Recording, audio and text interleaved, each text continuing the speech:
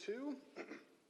Excuse me, we'll go ahead and start our work session for the Eagle Mountain Planning Commission for Tuesday, July 26th. Thanks everybody for being here. Note that Commissioner Allen is joining us virtually. Thanks for making that time to join with us. Commissioner Wells is anticipated to be here. She texted me a short time ago, said that she is caught up at work just doing a little bit and was going to try and be here, but is anticipating being just a little bit late. So we'll anticipate her joining us shortly. We have two items on our work session agenda. So let's go to the first one, the proposed code changes. We've got a number of items on there from previous discussions, and turn the time over to Rob on that. Thank you, Chair and Commissioners. This item, as you know, was one that was worked on by a colleague in our office, and I've put the copies of the pages that you have in your packets on the slideshow that we need to bring up now. Thank you. And I see there are strikeouts, underlines on some of it. I haven't had a chance to study it today. I was too busy with other stuff, but I'll go through those pages and put them on display. I'm not certain of what all the changes are, frankly. I don't know if that's clear enough, though. Let's see.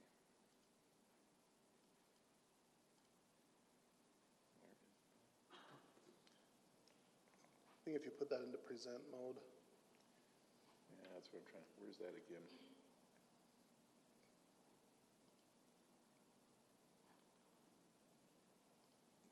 No, that's not it. Do you know where that is? Right, yep. In your upper right-hand side, down, where it says present. Oh, there. Thank you. See if that gets us there. It's kind of funny because years ago we used PowerPoint, and now it's back to using PowerPoint.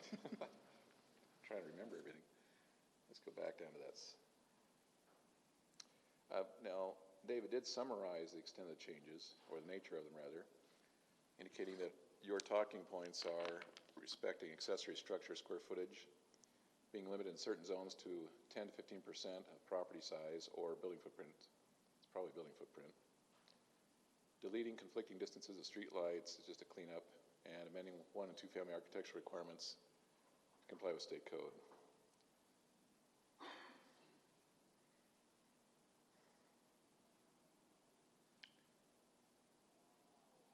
Okay, so for the RD2 zone, he's proposing a 15% maximum lot coverage, and the FR zone 10%.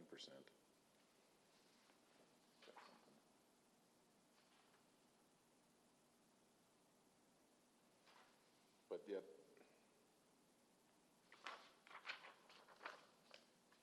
okay, so those are the two new additions right there. This.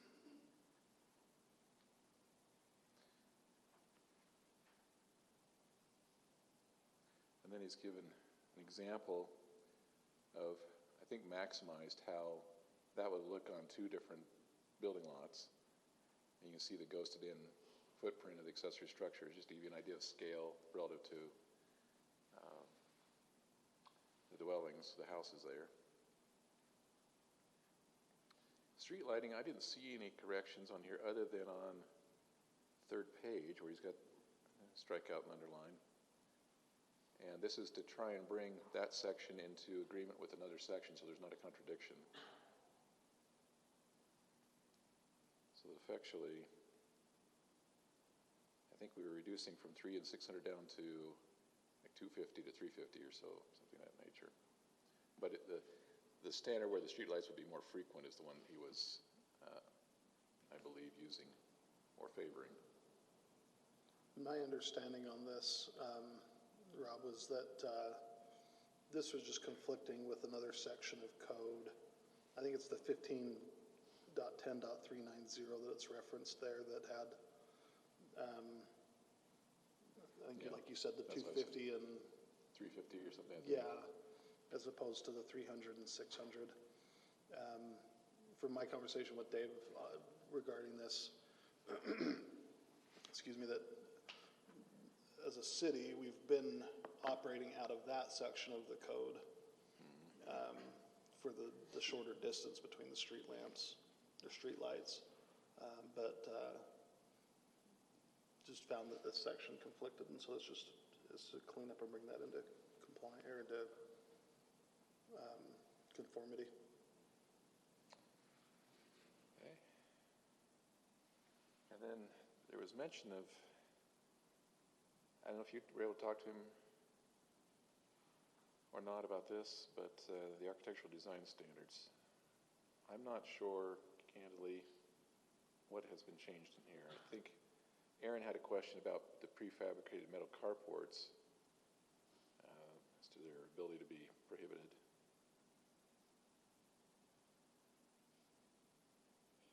Just gonna scroll through it quickly. Yeah. Rob, is your microphone in front of your laptop or behind it by chance? Off to the side. We're just having a little difficult time picking you up. Oh, let me move it.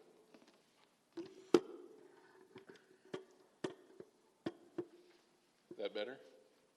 Okay, thank you. Thanks for letting me know. So again, I'm not certain, frankly, what has been proposed for change here. And it is a discussion item, so maybe one of you knows.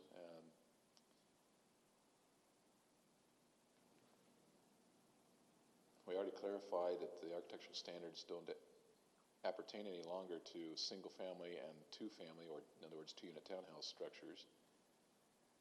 I don't know. Anyway, comments?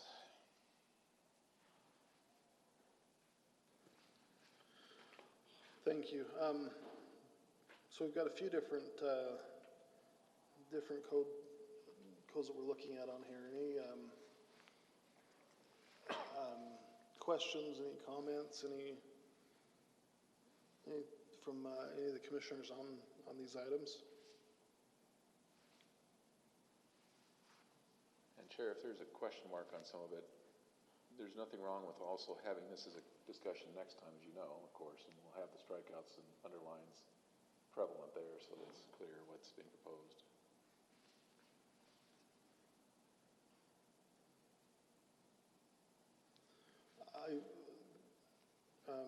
Well, I guess Commissioner Allen, do you have any, since I can't see you, I'm just going to call on you. Do you have any comments or questions regarding these four the code amendments that we're looking at? No, just from what I can see on those design, let's see, accessory structures, it looks like it applies only to RD2, FR, R1, R2, R3, and RC. Was the purpose behind this, Rob, just to get something in code because we didn't have anything around the total area of an accessory structure? Is that kind of the reason for it? Do you know?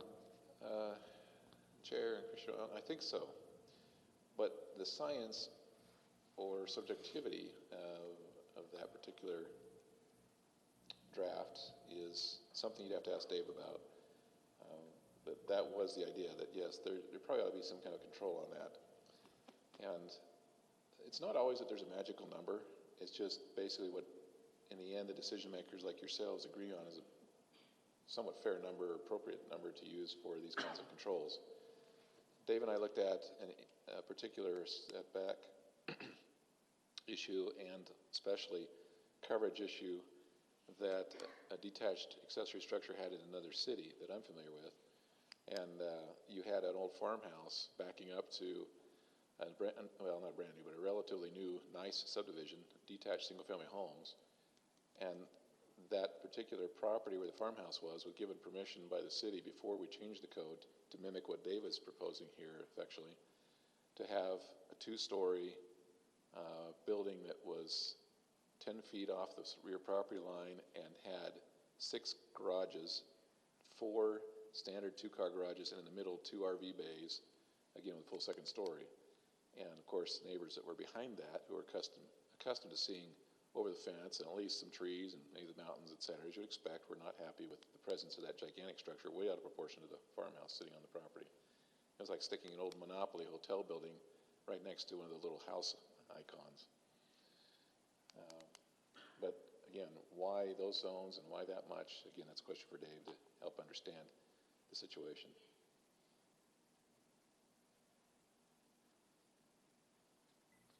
Okay, thanks, Rob.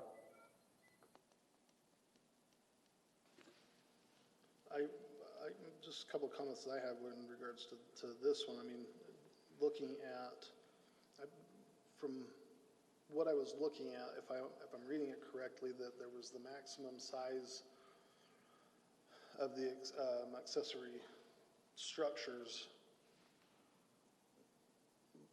line, and then the next one, the maximum lot coverage of accessory structures, and that was to what Rob's point was, is as far as just kind of codifying that a little bit in those RD2 and FR, R1, R2, and R3 zones. So now you have two sets of standards. You have to abide by both now. Yeah. And I think part of it is to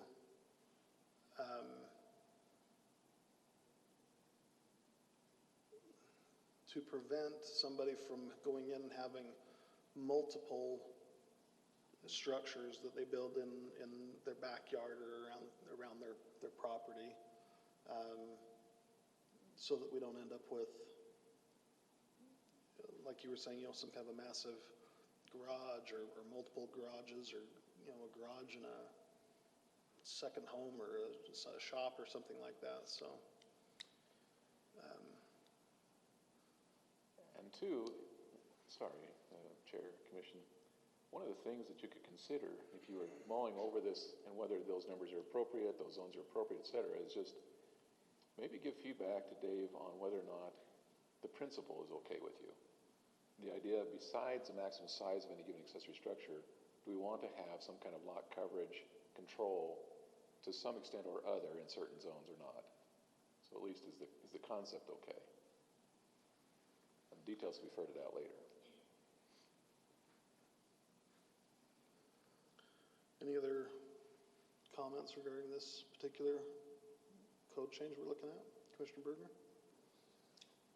I think there's wisdom in having a percentage, whether or not 15 and 10% is it.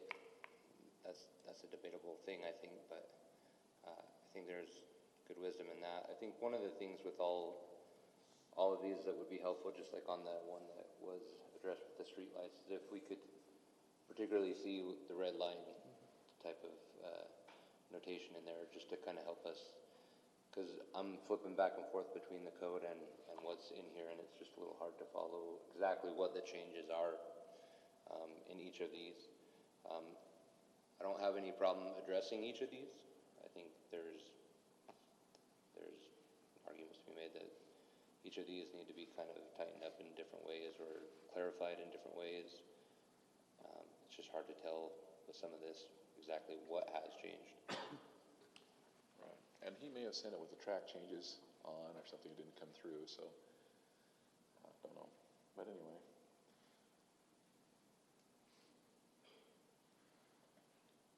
And again, my understanding just with the streetlights one is it was just kind of that cleaning it up a little bit, and I'm all for making sure that we don't have code that's conflicting with itself in various places. So anytime we see that, I think that does need to be addressed. On the architectural standards, the 1725050, I don't recall what the details were behind this one.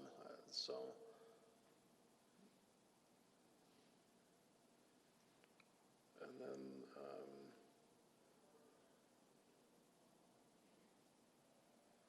if I remember right on the 17.72 one, that one had to do with the change in the state code from this last legislative session, but I don't remember the details around it now. And maybe that's it. Maybe we needed to introduce into our code, like we did with the garages being changed from having a minimum size to a no size minimum. Maybe we're trying to introduce into here a reflection, like you said, Chair, of the fact that we're not regulating architectural standards for single family and two family, well, 2-unit, 0 lot line townhouse structures.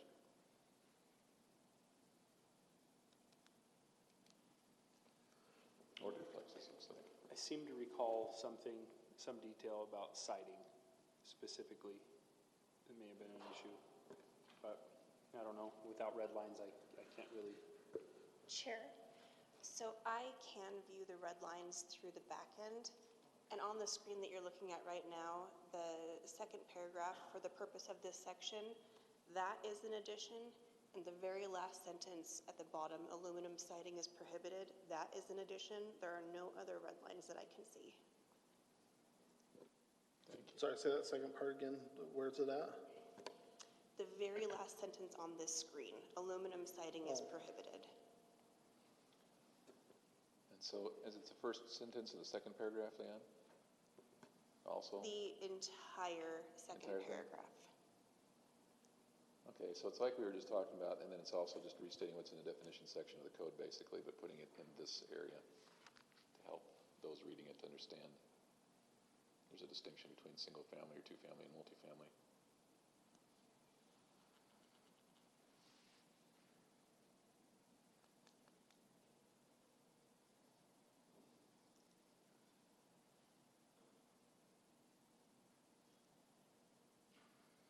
Leanne, is there a way to send that to the commission? Is that what you're working on? Okay. And I do, as I'm reading that, and thank you for sharing that,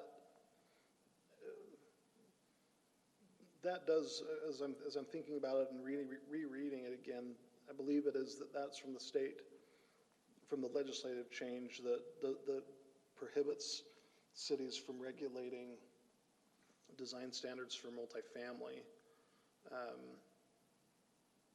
And so, yeah, I think saying, hey, duplexes or twin homes are not considered a multifamily dwelling.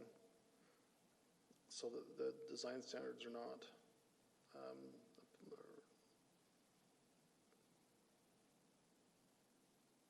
there. I don't remember the aluminum siding. That could have been a conversation we had, though. I think it's kind of funny, like how many builders are out there building with aluminum siding? I think that's Not for the last 12 years since my house was built. No. Well, and the cost of aluminum is so high Yeah. anymore. Well, I guess I don't mine's think vinyl. it's practical. Chair, just make a couple of comments kind of in keeping with what other commissioners have said. Have no problem with the streetlight cleanup. It does seem prudent to put some controls on the overall size as a percentage. As I'm looking at these examples, I'll just call out that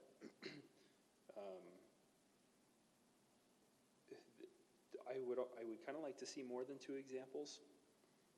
These are great examples, but I just kind of like to see some variability to get a better feel for how this would actually impact. I don't know that 10% is the right number. I can't say. These examples both seem appropriate. I probably wouldn't want to see anything larger on that example on the top left, the 758 square foot. But then when you look at the larger lot, 1,700 square feet, that's a pretty large unit, but it just doesn't strike me as taking up too much of the yard. In any case, I would certainly support in principle restrictions on that. And then the design standards, I can't really provide an educated opinion, just kind of now uncovering the red lines on that. That's a summary of my thoughts. Thank you. Commissioner Bergner, any additional thoughts? No. Okay. Commissioner Allen, any additional thoughts or comments at this point? I'm okay with the street light thing. I think it's good to clean up code whenever we can to avoid duplication. As far as architectural standards, I think it kind of stinks that the state has prohibited that for single-family and two-family structures. It'd be nice if we could still keep that, but I mean, that's kind of out of our hands here. And then just as we're looking through other ones, in the future, I'd just like to see the red lines more easily to see kind of what we're changing. Yep, those are my quick thoughts. Thanks. Thank you. Welcome to Commissioner Wells. You've not been a part of our conversation, so I don't know if you have anything that you want to say at this point. If you don't, that's totally fine. Yeah, we're on 1A? 1A, yeah, on Okay. just the different code changes, My yes. notes, I think that for the accessory structure, the 10% and 15%, I agree. I think it's in looking at what that means in different lot sizes, I think that's appropriate. The streetlight changes, I agree, let's clean up code there and combine. Like they were in two different sections, let's just all combine it into one section. On architectural standards, there's one line at the very end that I wondered about that talked about prohibiting carports. And I may have emailed staff about this, I can't remember. Are we allowed to do that with the state code changes?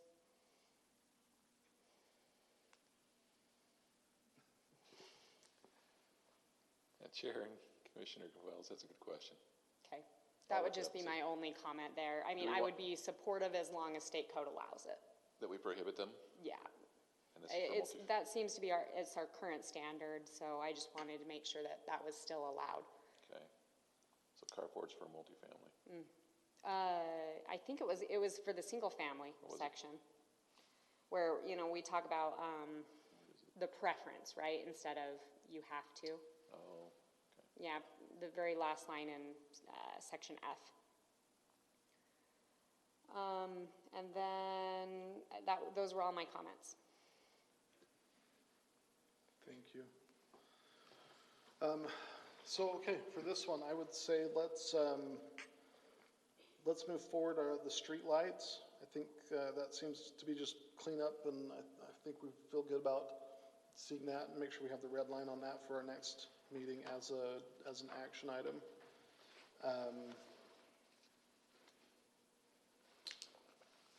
I think the sense I'm getting, and if somebody else has a different feeling, let me know, correct me on the accessory structures. I think there's enough questions and maybe warrants further discussion. Do we want to have this as another work session item, or is this something that we want to see as an action item in a future meeting?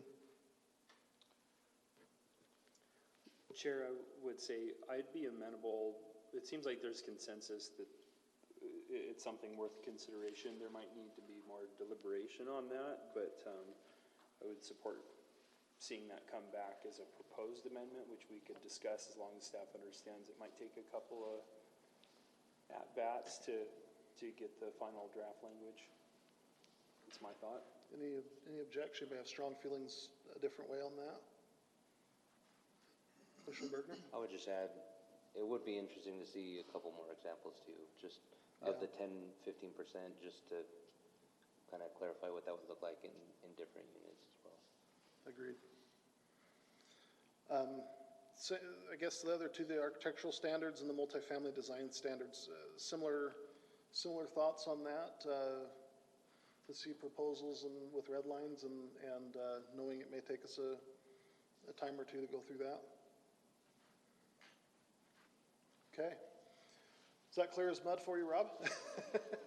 Chair and Commissioners, I was thinking that, yeah, if you're sending back the message that is, well, we're okay looking at some of these individually, that's fine, of course, and staff can propose whatever they will. I think probably the preference that they will have, I would suggest anyway, is that we keep it as a bundle, just because if we ran through pieces like small, code amendments, now we're doing extra ordinances and so forth, and that's extra work for, many hands down the road, versus just a little bit of a small omnibus package like it is. So can we move 4 different code amendments through at one time? We've not ever done that. We've always handled them separately, but... Yeah, it's just an omnibus. Okay. Yeah, that's common. We okay with that? My only concern would be if we're ready on 3, but wanting some more work done on one of them, would that be more work? Or... If we have the flexibility, then we'll know the priorities, or he'll have a feel for what he's trying to prioritize and can advance what he wants to. But as long as you're willing to do that, either split it out like you were saying, or bring as a bunch. Commissioner Banger. Chair, I'd say I don't have any problem with them being presented as a package, but they all still have to be approved independently. You can't approve all of them as one. So anyway, it seems like there's general support for all of them to move forward. It just may not be ready at the same time. Okay. I think that I think that works. I'm comfortable there, so let's plan on that. We'll wait to see those again with official language on there, so thank you. Okay, moving on to our next item, 1B, is the code amendment, proposed code amendment for private streets and street tree amendment. Something we've been talking about for a while now in different forms and fashions, so turn that back to Rob. Thank you, Chair. Chair and Commissioners, what you have now on the screen is, of course, again, a replication of what is in your report, your packet this evening. The proposal that staff is bringing forward to you addresses a few different topical questions like you just mentioned, one of which is what do we do as a city with private street standards? And secondly, what about street trees? And also, what about traffic calming devices? And finally, do we want to try and amend any of the standards that belong to our right-of-way dimensional requirements? And so, staff has advanced this with the idea that, in principle, we, as you already know, cause that private streets in the city of Eagle Mountain be made to comply with or harmonize with or match public street standards, so that the only reason you would have potentially a private street would be if you wanted a private gated community with a gated street. Further, instead of having to have trees that we've been entertaining along rights of way that are too large for the park strips and after time begin to break up concrete, sidewalks or curbing, etc., and sometimes jeopardize utilities, we'd rather go from a class 2 or medium-sized tree to a class 1. So that would be low-growing deciduous, for example, not that we would use this, but choke cherries, crab apples, the kind that don't bear fruit, of course, flowering pears, whatever appropriate tree there is from a select pick list. But those can be planted even a little closer if need be, but again, won't have the same over time debilitating effect on our right-of-way areas. And Brad, by the way, is on board with that. He and I have talked about it quite a bit, and he's happy with that idea. Now, besides that, I'm going to go down, sorry, I'm going to back up here a second. Traffic calming devices, bottom couple paragraphs. So some thought was expressed that maybe we ought to allow for those formally in our code, even if not in an engineering manual that we might have adopted as a city.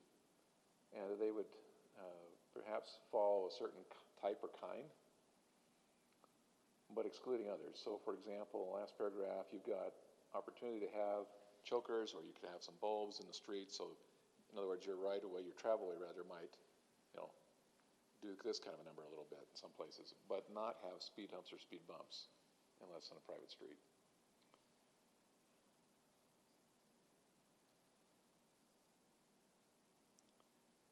And then finally, of some more consequence probably to the city and the development community is this. There's a disposition that's been expressed that maybe we should, at least in a couple of cases, our rights of way, add a little bit of width to the travel way, especially the paved area where you drive. So you see proposed striking out of the current detail for an alley, a rural road section, and a local road section. With some better detailed drawings, we want to thank Jed in our office for nicely preparing these exhibits we're about to look at. But back to the alley type, that's more of just I think a replacement in terms of a schematic. There's your 50-foot right-of-way. The most telling is this one. An increase of 8 feet in right-of-way width, and that is comprised of 2 feet being proposed to be added to each travel lane and also 2 feet to each emergency lane, each side of the road. So it would be like 2, 2, 2, and 2 added, if you will. Again, subjective call in the end, like a lot of things are in this business with some science behind them. Is it a matter of preferring safety and watching traffic speeds, or is it a matter of maneuvering space and providing extra parking maybe that's needful? a couple clarifications in the tables here that are just underlined that you can see, and part of it reacting to the changes I just showed you.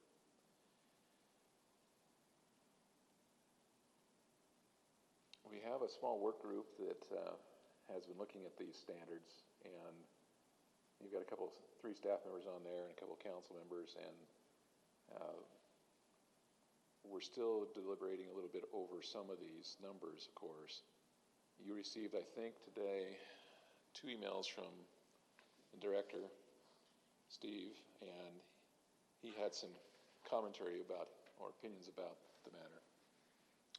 Now, just as a background to that quickly, we'd asked Jed and Steve, our new planners in the office, to draw some information off of whatever source they could get, do a little research off the web, etc., and sort of synthesize that into something that they could give to Steve or whomever to look at, and then sort of run with that and give you an opinion. And that's what's happened here. That's some of the information that Steve's probably drawn on in his commentary. Anyway, close comment. All right, thank you. A lot to digest with this one. So I guess I'll go ahead and open it up for comments, for questions, for clarification. Is there a third one? Commissioner Panger, go ahead. This is one that I've gone back and forth on even recently, given kind of the rapid appreciation of cost of residential units and even multifamily units. I mean, the thought that a condo in Eagle Mountain can cost over $500,000 is absolutely insane to me. We've obviously seen examples of developments within Eagle Mountain where I think many of us, if not all of us, have had concerns about access for emergency vehicles just because people naturally park on the street when there appears to be room to do so, and that can have a constricting effect.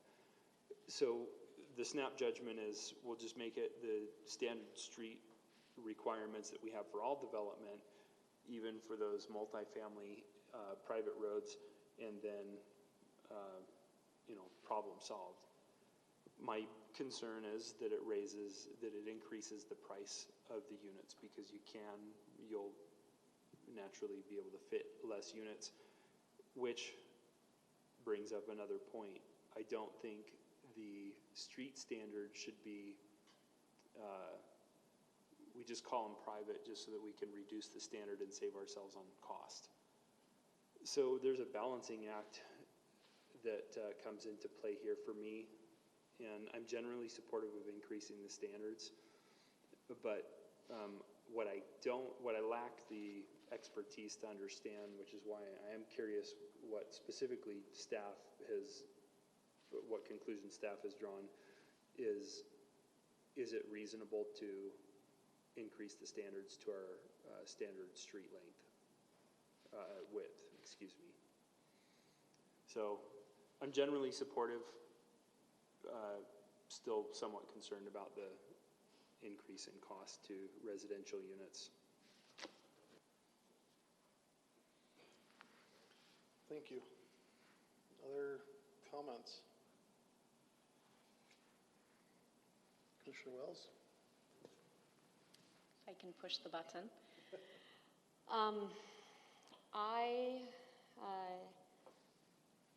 I am supportive of part of the amendment suggested. I am supportive of having private streets meet the same standards as public streets, and I'm supportive of the street tree amendments spoken of by staff. I am not supportive of increasing the travel lane width, especially in the local road displayed up here. I agree, as I was briefly reading over Steve's email, I agree in that I think that this will ultimately lead to less safe roads. I work in a different city where probably every other city council meeting, some neighborhood is coming to the city saying, my neighborhood has a speeding problem. And they want radar signs or they want speed bumps, and there's always a reason why their neighborhood is unique. Typically that is not the case, and typically when we do speed studies, there are certainly some speeders, but often it's their own darn neighbors who are doing it. I think local roads are designed to be small. I know that local roads are designed to be more narrow, to be more safe, to reduce speeds. And while this change would be beneficial from a cars traveling perspective or large vehicles or trailers, I think the overall impact would be a negative one. I think it's okay that when you have two cars parked on opposite sides of the road, all of a sudden you have kind of a little bit of a one-way road, because the likelihood of a kid popping out from one of those cars is more likely, and then the likelihood of you hitting them if it's a two-way road is greater than if it's one-way.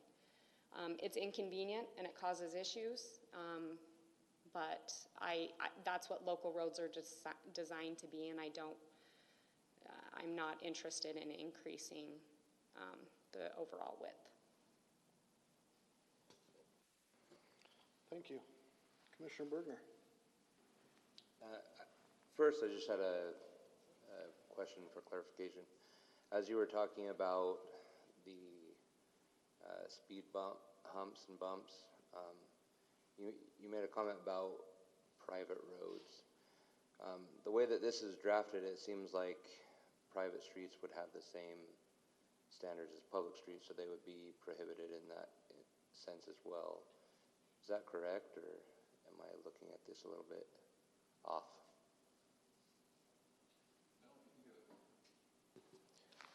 No, Commissioner, I think if you think of it in that context, you're quite right. Okay.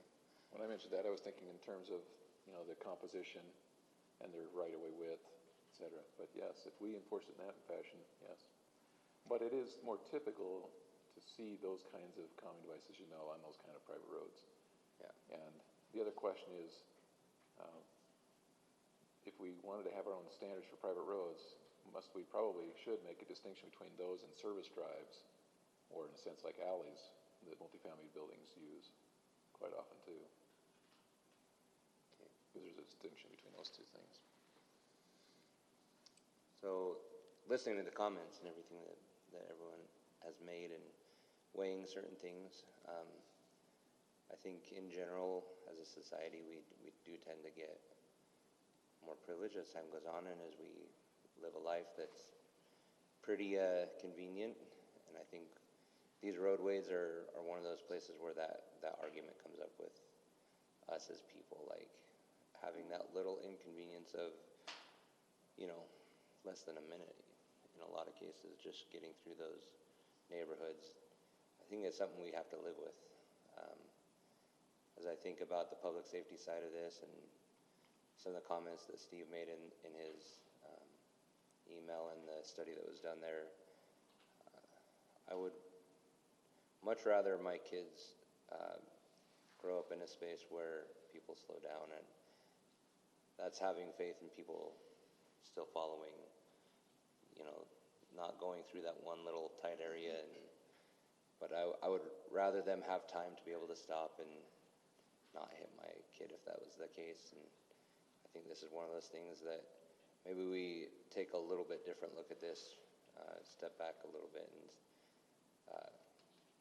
I've only had a chance to look at his email for a little bit, so I don't have it fully digested. But anything that we can do to improve the public safety side of this, I think, is something worth looking at. Thank you, Commissioner Bergner. Commissioner Allen. Yeah, first off, I like the idea of holding private roads to the same standard as public. Again, there's a reason why we have street standards for public safety, for use, that kind of stuff. So I like holding them to the same because they're still roads being used within our city limits. As far as widening the roads, I agree with Commissioner Wells and her thoughts around public safety. We had a child hit in our neighborhood about a year ago, but because the road was more narrow and the driver was going slower, the child popped out from behind a car, and she was only going about 15 miles an hour when she hit the kid, and they were hurt but recovered quickly because she was going slow, she was taking her time. So I think, Eagle Mountain has a lot of children just by the nature of, we are a more affordable city, so we have a lot of families, so I'm okay keeping the roads a little bit smaller to ensure more of our public safety. Those are my thoughts. Thanks. Thank you, Commissioner Allen. So I have a number of thoughts in regards to this. There's a number of different things that are being proposed in this code change. Number one, I'll just dispense with the trees. I don't have any problem with changing the tree standards. If we're doing something that's going to prevent tree roots from pushing up sidewalks and roads and things like that, that's going to cause maintenance in the future, then I'm okay with that. In terms of the private streets, there's been talk at various times by different people about just eliminating the ability of a development of a builder to even have private streets in the city. I'm not sure that I'm in agreement with that.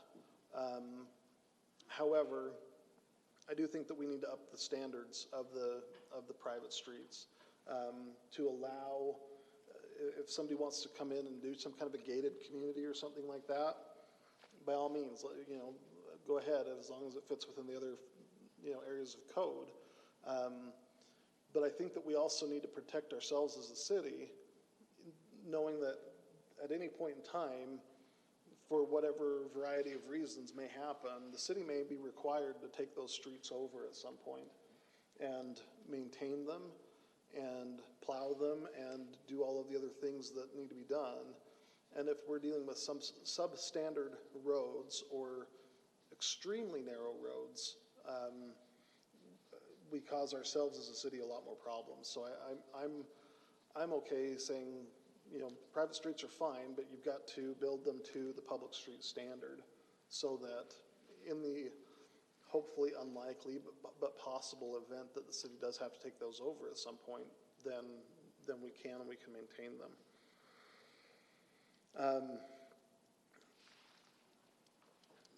My next thing that I want to talk about, that as I was reading and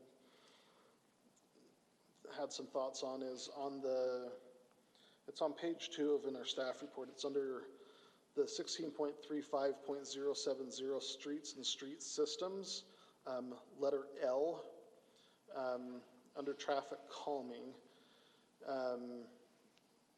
There's a couple of places in there where it strikes out a shall, or excuse me, a place that strikes out shall and puts may in there for traffic calming. I think that should remain shall, unless there's a compelling reason that I haven't thought of, which is quite possible. The traffic calming measures do need to be included in our street systems, and then having a number of these options, the bump outs, the chokers, the traffic circles, which parenthetically I hate, the curvilinear roads, et cetera, et cetera. One item in there that is an underlined item states mid-road islands placed either as traffic calming devices and or aesthetic planters that split travel lanes shall not be allowed at subdivision entrances. I don't like that. I have a hunch that I know where some of this that request is coming from somebody or from people who drive large construction type vehicles, that those can cause problems. Now, I will hasten to add, I don't drive a large construction type vehicle.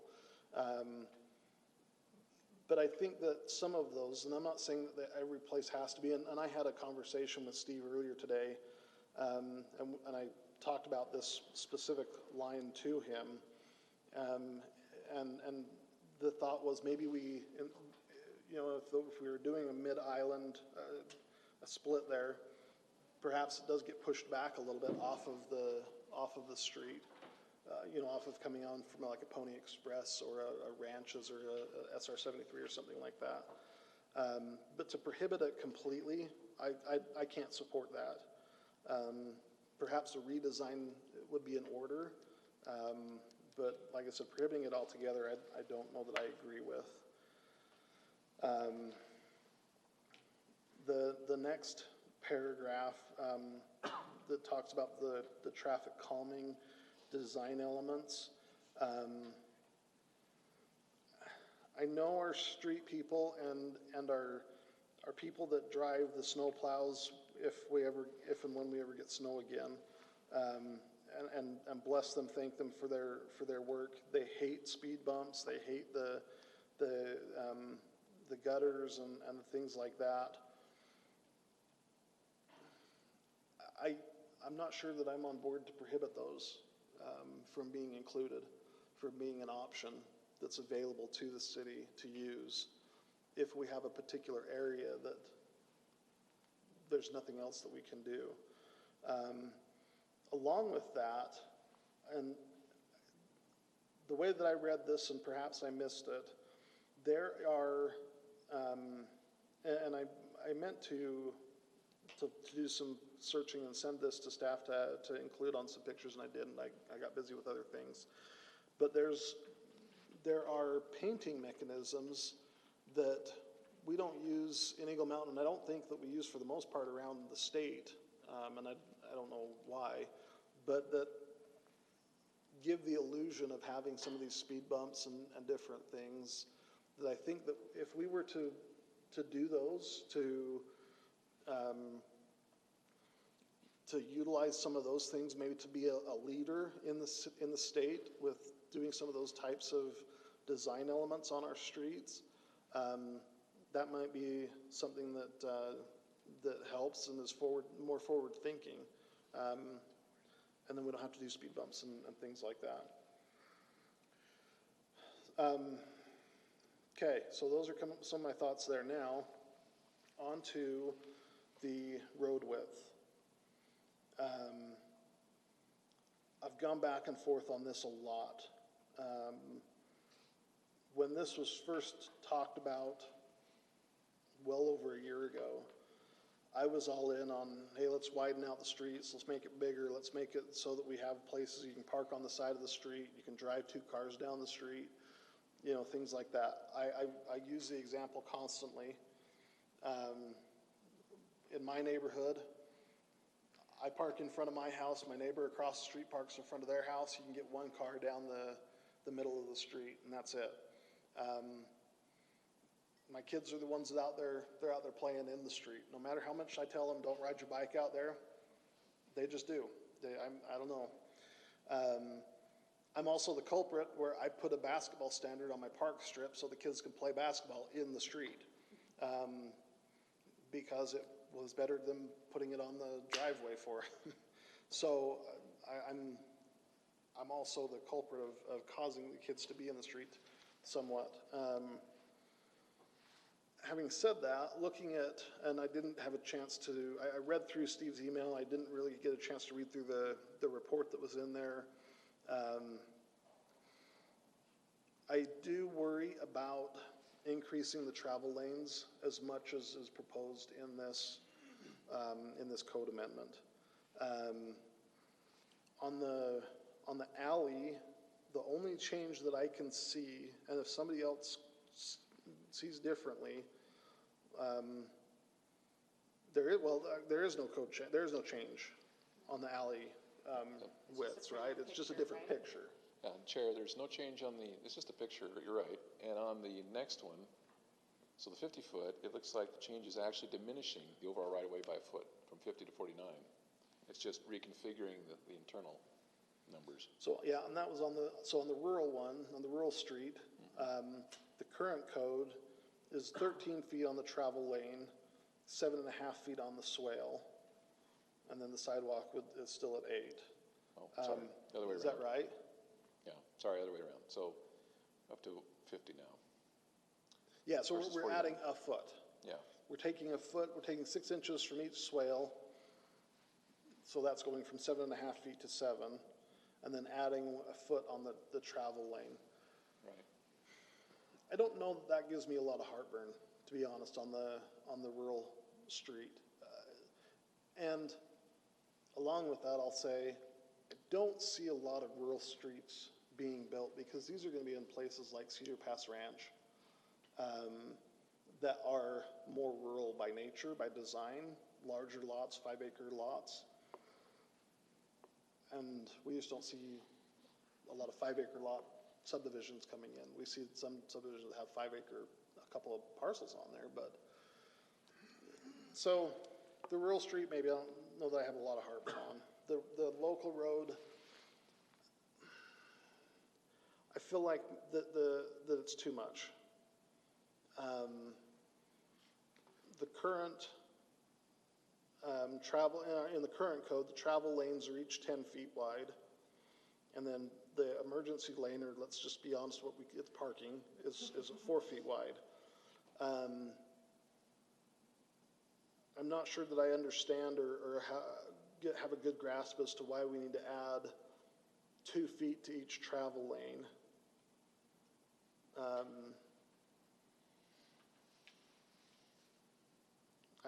Anyway, I just don't know that I have a good reason for that. I do think that we ought to maybe look at widening the streets a little bit, but that little bit might be 3 or 4 feet to give us some additional room on the emergency lanes, the parking lanes. Maybe taking those from 4 feet to 6 feet is the right number. But I don't know that I can get behind right now the travel lanes at the 10 are going from 10 to 12 on those. If anything, I'd like to see the sidewalks go a little bigger, to be quite frank. But that's a different story.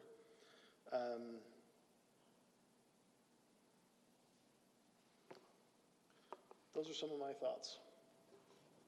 Commissioner Wells. Just a few follow-ups based on what I heard from the commissioners and things I forgot. I think I agree with Commissioner Pengra. I'm outraged at the cost of houses at this point, and not only do I think making a change like this, the local road street width would negatively impact safety. It's also, I mean, while developers are going to upfront pay those costs, they're ultimately going to go into the cost of the house and continue to make our housing costs unaffordable at this point.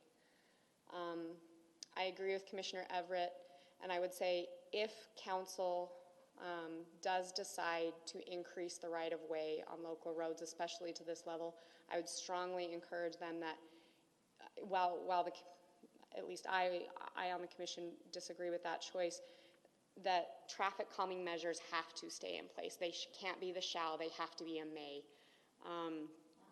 The mid-road islands, I agree, I don't know why to remove them other than, the only thing I can think of is aesthetically, they look really bad sometimes when weeds aren't pulled out of them.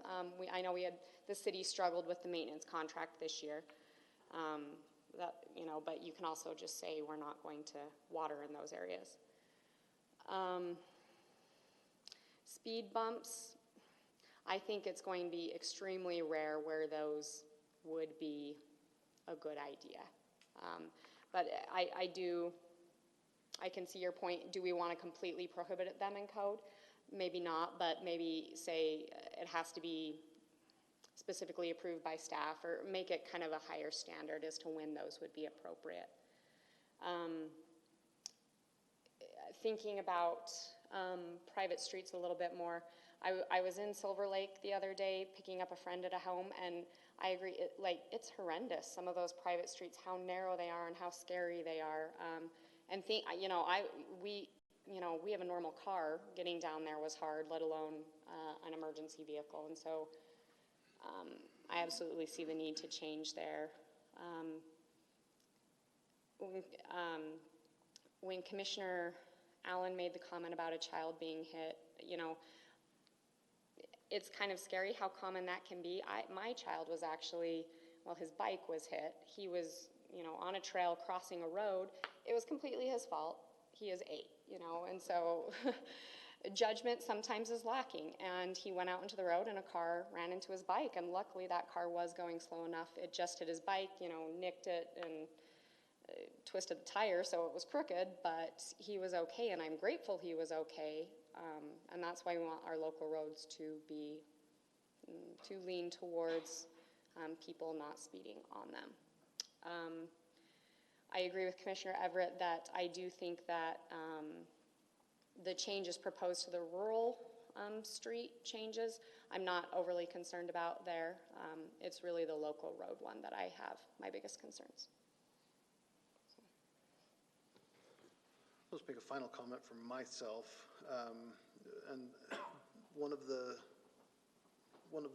in my conversation with Steve this afternoon, one of the comments that he made, and it took me a minute to recognize what he was saying, but when it clicked, he says, we designate different roads for a reason. We have local roads, we have collector roads, we have arterial roads for a reason, and they serve different purposes. And I think that we need to be conscious and careful that we don't say all of our roads are going to be built to the same standard. I think we need to be conscious of local roads have a purpose. People live on local roads. Kids live on local roads. That's where they live, that's where they play, that's where they ride their bikes. That's where their soccer balls get kicked out into, those types of things. Collector roads, arterial roads, we don't allow homes to front onto those for a reason. Because by nature, by design, and by code, those roads are meant to be bigger. They're meant to handle more traffic, handle faster traffic, and those types of things. So I think my thought is we need to be careful that we're not, I think we just need to be careful. I'll leave it at that. Any further comments? Commissioner Panger. Just briefly, I agree with a lot of the comments. In fact, you kind of changed my mind on my opinion. I am in favor of saying that private streets need to be the same as our roads, but without increasing the widths. I'll just let that rest there.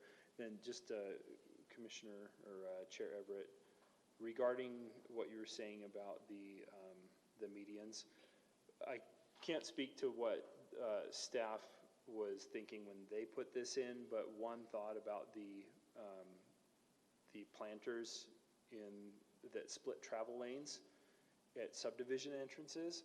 I don't drive the city nearly as much as I used to, but I used to drive frequently all over the place. And a lot of the entrances to the subdivisions in the ranches, I can't tell you how many times either vision was partially obstructed by the landscaping in those center monuments or where the monuments are. It just makes it a little bit more difficult to see traffic coming and going, especially when you're going onto an arterial, if there isn't and I saw a bunch of examples as I was just reviewing the map. That's my only thought with that. I don't have any other comments. Thank you. Rob. Sorry, Mr. Chair, just real quick. Realize too that staff was involved in writing this, or describe it, but we weren't the only ones in the room at the time. A group of 5 of us, including street department folks and city engineer, but also some of our elected officials. So there's some guidance or preferences expressed already by nature in there.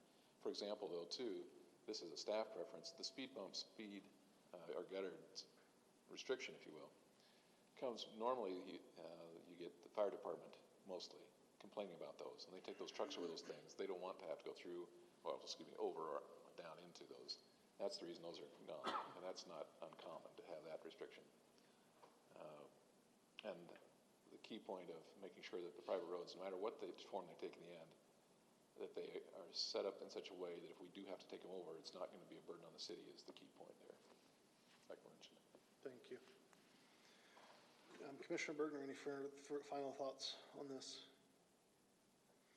Commissioner Allen, any final thoughts on this? Nothing else, thanks. Thank you. Then I will also ask just for consensus from the commission.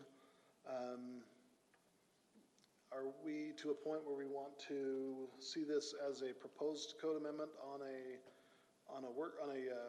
policy session, or is this something we want to bring back as another work session item and work on language? What are thoughts on there? Commissioner Wells? In listening talking with staff, it seems like what they've put in is a product of the committee, and I think that I don't know if we should work on that more, or if we should just send it on with a denial, if that's the sense of the commission, and that would kind of tend to be my thought there. Just because I think staff has written it based on the committee's recommendation, and that's that's what they want it to stay. Okay. Any different thoughts? Commissioner Panger? We obviously have a statutory obligation to make recommendations, and I think if the committee and elected officials who've participated in the process have reached their conclusions, then that's certainly fine. I understand that and don't fault them at all. I also want to make sure that we're taking our best thoughts and making that submission independent of that body, simply for their consideration, but their prerogative to either take those under consideration or not. But I'd support seeing it come back. And Commissioner Bergner? Just to follow up on that,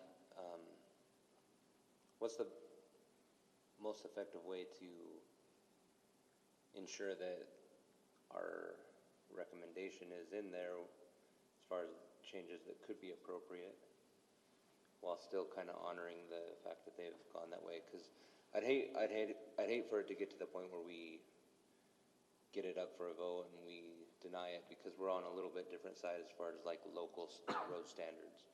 So what's the most effective way to bring this back in that make a recommendation of the changes that we would like to see? Or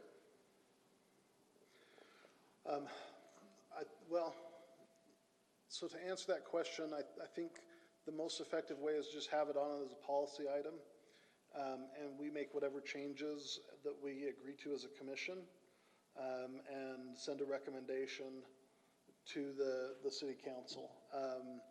Because it's been made abundantly clear to me that the city council, okay, let me rephrase that. The city council and the planning commission don't do joint meetings to work on items. And I recognize that we are two different bodies and we hold two different functions. Ours is an advisory function for the most part. There's a few things that we make decisions on, but most of it's advisory. And we also don't take direction. We don't take orders from the city council. The direction that we take is the city council, members of the city council want to have a look at an ordinance such as a street ordinance. So they've put together a working group with members of staff, and because it falls within the sections of code that we have a purview over, we see it first, we make a recommendation. So to answer your question, I think the best way to do it is to bring this back, and again, it may take us a time or two or more, and that's fine, to work on language, to work on any changes that we feel are appropriate, and send it on to the city council with a recommendation. If we feel like there's no reason to change the code, which from our conversation, I think there are things that we do want to see changes to, but if there's any reason not to change the code and just leave it as is, we send a recommendation of a denial. and then let the city council do the work that they're obligated to do with it. Sorry, that was a really long answer to your really short question. But I think those are wise thoughts, Mr. Chair and Commissioner Pengra. I think that's a good idea. so at this point, I will leave it to staff to bring this back as a work session item, as a policy session item for us at a future planning commission meeting. And the vice chair and I will make sure we get that on an agenda shortly. So, okay, thank you all. The time is 6:38, and I will go ahead and adjourn our work session item. Is there anybody that needs a personal break for a moment? No. All right, seeing none, we'll go ahead and move into our policy session. So at 6:38, we'll call our policy session to order. Welcome to the Eagle Mountain Planning Commission. It is Tuesday, July 26th, 2022. I said all the appropriate things I need to start this off with. I can't think of any I've missed. Let's go ahead and start with the Pledge of Allegiance. If everybody will rise with us, please. I pledge allegiance to the flag of the United States of America and to the republic for which it stands, one nation, under God, indivisible, with liberty and justice for all.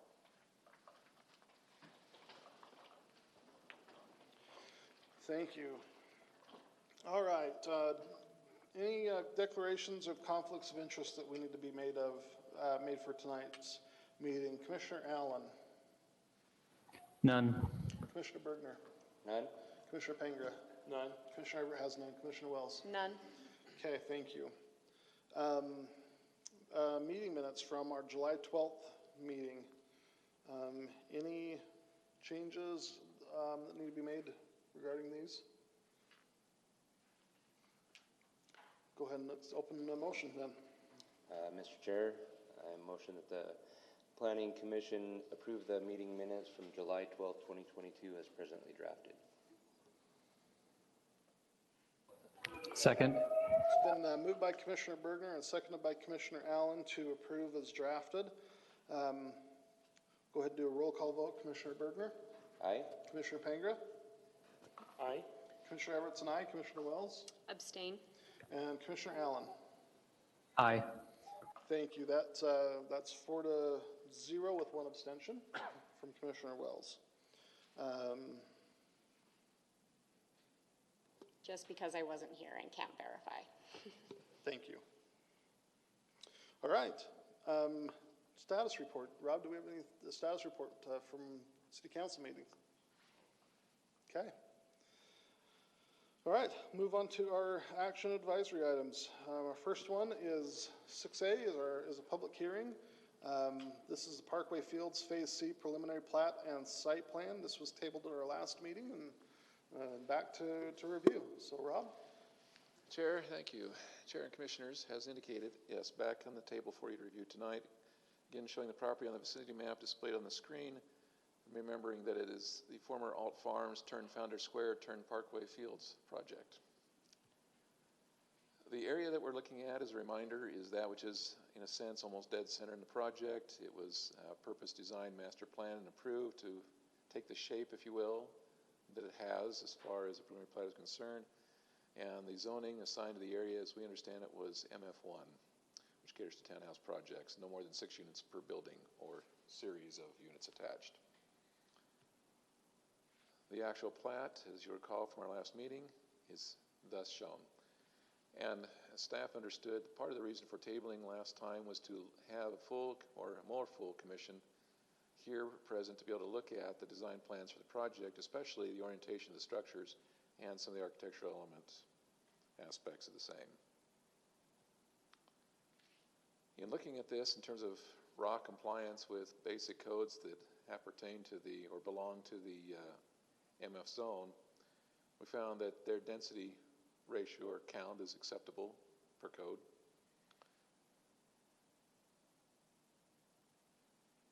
And moving on, there were a few issues that I covered last time. I don't know that I'll cover them again unless you want me to.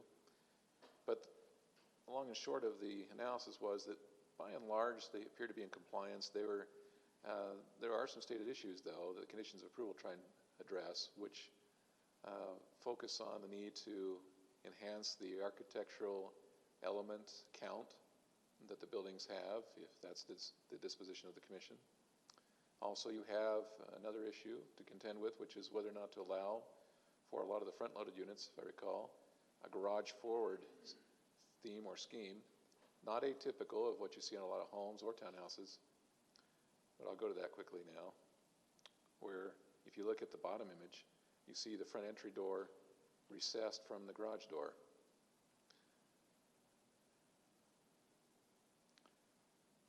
And then building materials, there was a need to do some mixture of those on the building facades. And then some subjective decisions on the part of the commission to consider, coloring, for example, the structures. There's some assumptions made, excuse me, that lighting will be compliant with code in the end. Of course, we're looking at a residential project. And we find parking is conforming to code, as is access of the units. Their connectivity index is acceptable per code, so they have enough basically traffic intersections or nodes and segments of roads to comply with our standards. And the open space is part and parcel to the balance of the Parkway Fields area. A question regarding that came from one of the commissioners. Here is again, for review, their landscape plan thus far, at least that we have a copy of, to give you the general idea of what they're considering. Fencing plan that is associated with that parks plan. And bear in mind that last time you met, those that did meet expressed a favorable disposition towards the idea of having a 3-foot high rail fence along Tiffany Boulevard, that is that center collector spine road that goes through that project. And that would be in lieu of a 6-foot privacy fence or wall series, which would create, I think probably in the opinion of most, kind of a tunnel effect and maybe not be that aesthetically pleasing. And getting back to the elevations, different sets for different building areas. Suggested conditions of approval try to address, if adopted by the commission, the need to do some enhancing, as already noted in my comments.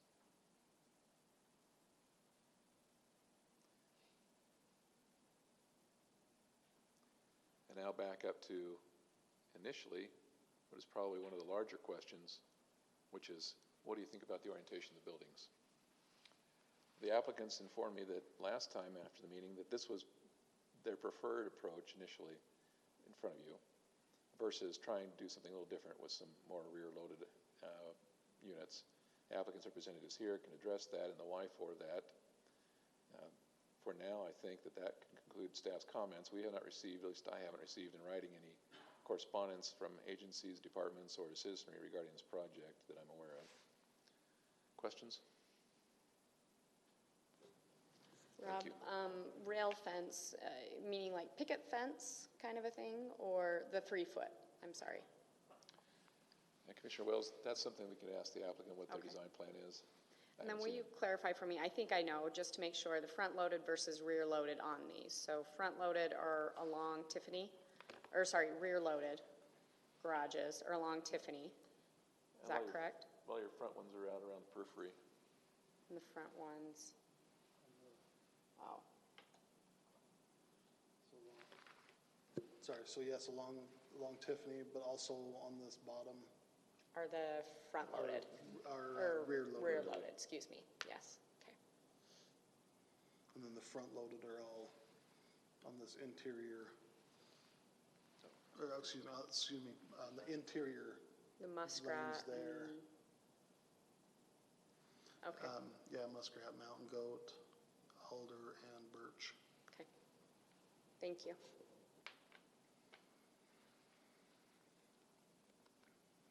Any other questions or clarification from staff? Rob, was this this says as a public hearing. We held a public hearing in our last meeting. Was this noticed as a public hearing again? No, because it was already noticed before. Okay, so we don't need to hold another public No. hearing. Okay. Take off the table. Yeah, we did close the public hearing. Yeah. Yeah. Okay, invite the applicant to come forward and if there's anything you'd like to say regarding this.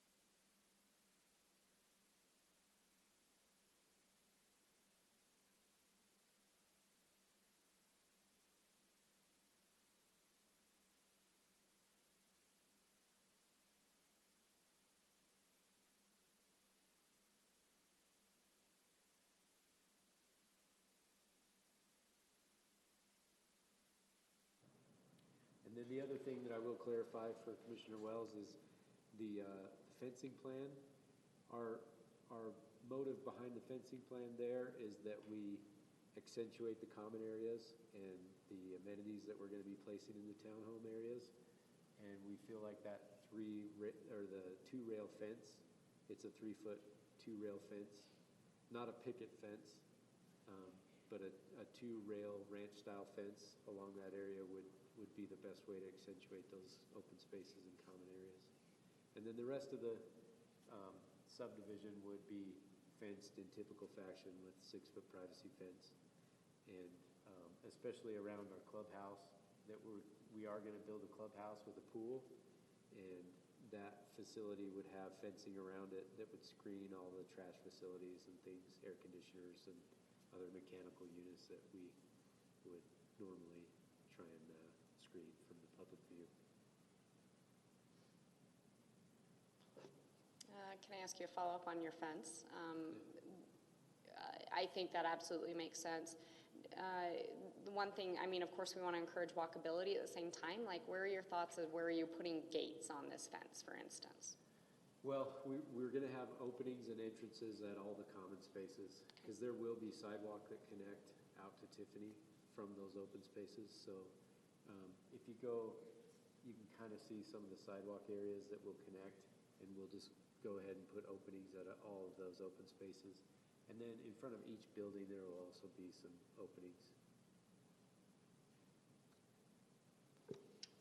One more question, if I may, Mr. Chair. Cameron, you talked about north of your project is single-family homes. Remind me, or maybe Rob can show me on the vicinity map, is south also going to be single-family homes? That's correct. Okay. Thank you. So bordering our project, you can see on the north and the south, it's the same typical zoning. These generally are 6,000 to 8,000 square foot lots neighboring on the parcels. I think in that particular case, there are 8,000s on the north, aren't they, Rob? I think B2 is 8,000s.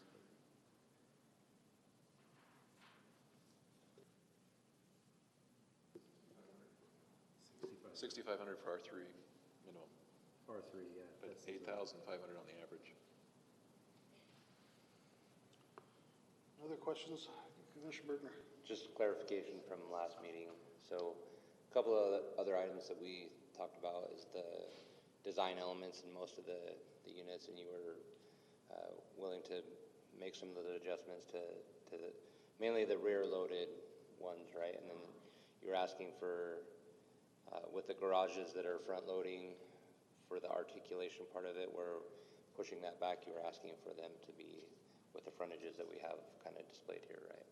Yeah, and that is a change from our last meeting, the last discussion. We were trying to get approval without articulating those or making them comply, but I've since talked to our team, and we feel like it's better just to do what we did in Silver Lake and make those comply, work with staff. And so the language that's proposed in the suggested motions, where we'll work with staff to correct and make sure that those architectural elements and layout elements are complied with, that's what we want to proceed with. We don't want to be a special problem child for the city, so. Commissioner Panger. First, I'm sorry I wasn't here last time, but appreciate you coming back. In reading the Master Development Agreement, Section 5.2, with phasing, developers shall develop the project in accordance with the phasing plan attached hereto as Exhibit E, unless otherwise shown on the infrastructure phasing exhibits. Road and infrastructure construction shall correspond with joining residential commercial, anyway. Minor variations from the phasing plan with respect to the sequence of each phase or the development of property within the phase shall be approved by the city planning director. I won't read the whole thing. Sorry, I read more than I wanted to. The whole point that I wanted to make a question was, if I'm reading it correctly, looking at the phasing plan that was included as an exhibit to the Master Development Agreement shows that the area that you're proposing to develop would be right in the center. It's all the multifamily be phase B3, C3, F3, and G1 versus the phasing plan that I'm showing right now, unless I misunderstand this, has A1, A2, A3, A4, B1, B2, B3, all up in the kind of, what would that be? The northwest portion, northwest quadrant of this plan. Can you speak to that? That's not a minor variation to the phasing plan. So this is, it kind of coincides with the way that we're getting our utilities. We've started in that northwest quadrant with the A Plats, and that's where our utility connections were for the most part. It gets difficult to connect the utilities over on the east side of the project, and so the phasing plan, if I understood it correctly, it was to work kind of north to south and march down through. And what we found as we've started developing is that the utilities are more readily available and the connectivity is better in the northwest corner. And so we've just tried to bring all those down, working from the northwest corner over to the southeast. Does that make sense? And so this actually coincides well with what we're doing in the field. Right now we've got, we've had pre-cons on A1, A2, B2, and B1. And then this would be just adjacent to B2 where we're coming down through. So are portions of this project being constructed right now? Correct, yes. Which, so we're currently constructing this whole corner right here. And it's pretty far along. We're getting ready to pave the first phase, which is up here, A1 area. And then A2 is probably 3 to 4 weeks behind that. B1 and B2 will all be paved this year, it looks like. So, and that sequentially kind of works from this upper corner here into A2 and down into B1 and B2. And then it brings us down into this area. So even though it is, we've gone a little bit faster probably than the phasing plan anticipated. We had it broken up a little bit more, but I think we are working sequentially with the utilities and roads as we bring them in. Okay, and I don't want to take up all the oxygen in the room, but for clarity, you are skipping ahead though with C3, F2, and G1. You have not begun construction of C1 or C2 or any of the sections of D at this point, or That's E? correct. Okay. That's correct. And we did that on purpose to try and get a portion of Tiffany constructed and then some amenities in the development. Thank you, appreciate it. You bet. Any other questions of the applicant? Commissioner Bergner or Commissioner Allen?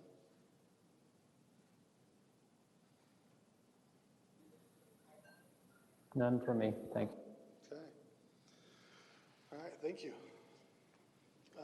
Okay, further discussion from the commission?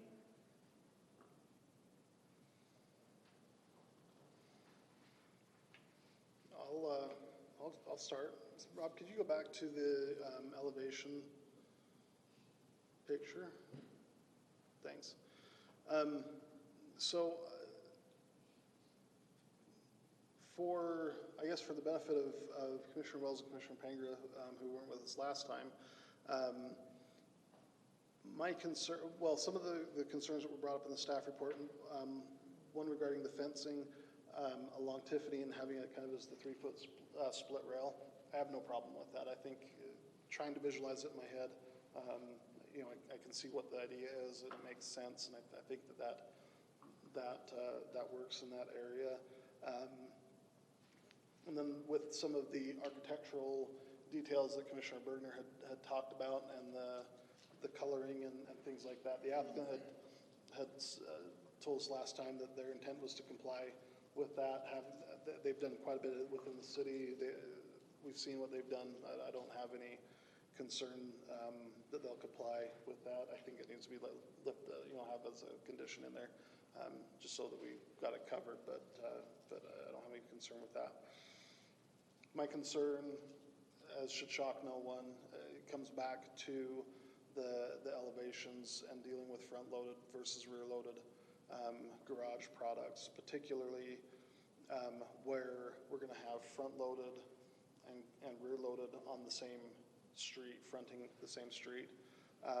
My point being, imagine living in one of the front-loaded townhomes and you walk out your front door, any of these front doors, which are also not compliant to code because they're recessed, and you see across the street from you is just a bank of garage doors. There's not a lot of room between the door and the curb and gutter. There's not the prior plan showed not a lot of articulation. Sounds like that's been addressed with some of the design. So although city code allows for front-loaded garage products, I still do not feel that this meets the letter or the intent of the code, which is in 17, I should have the reference memorized, 17.72.030,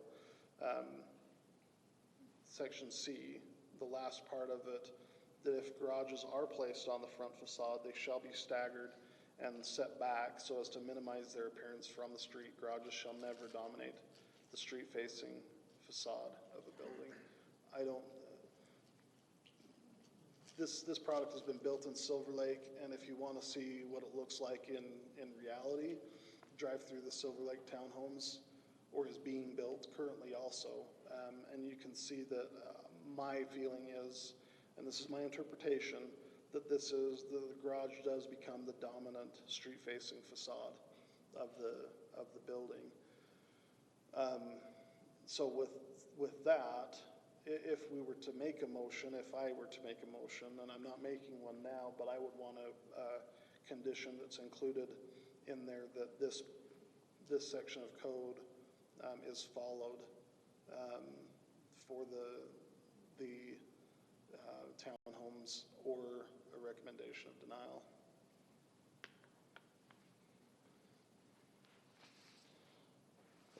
Commissioner Wells. May I ask you a question, Commissioner Everett? Yeah. The code you just referenced, do you think that applies to the back of the rear-loaded product as well? Or, I mean, so it says, right, let's see, minimize their appearance from the street. Garages shall never dominate the street-facing facade of a building. I mean, it's facing a street in a way because it's across the way is a front-loaded product, right?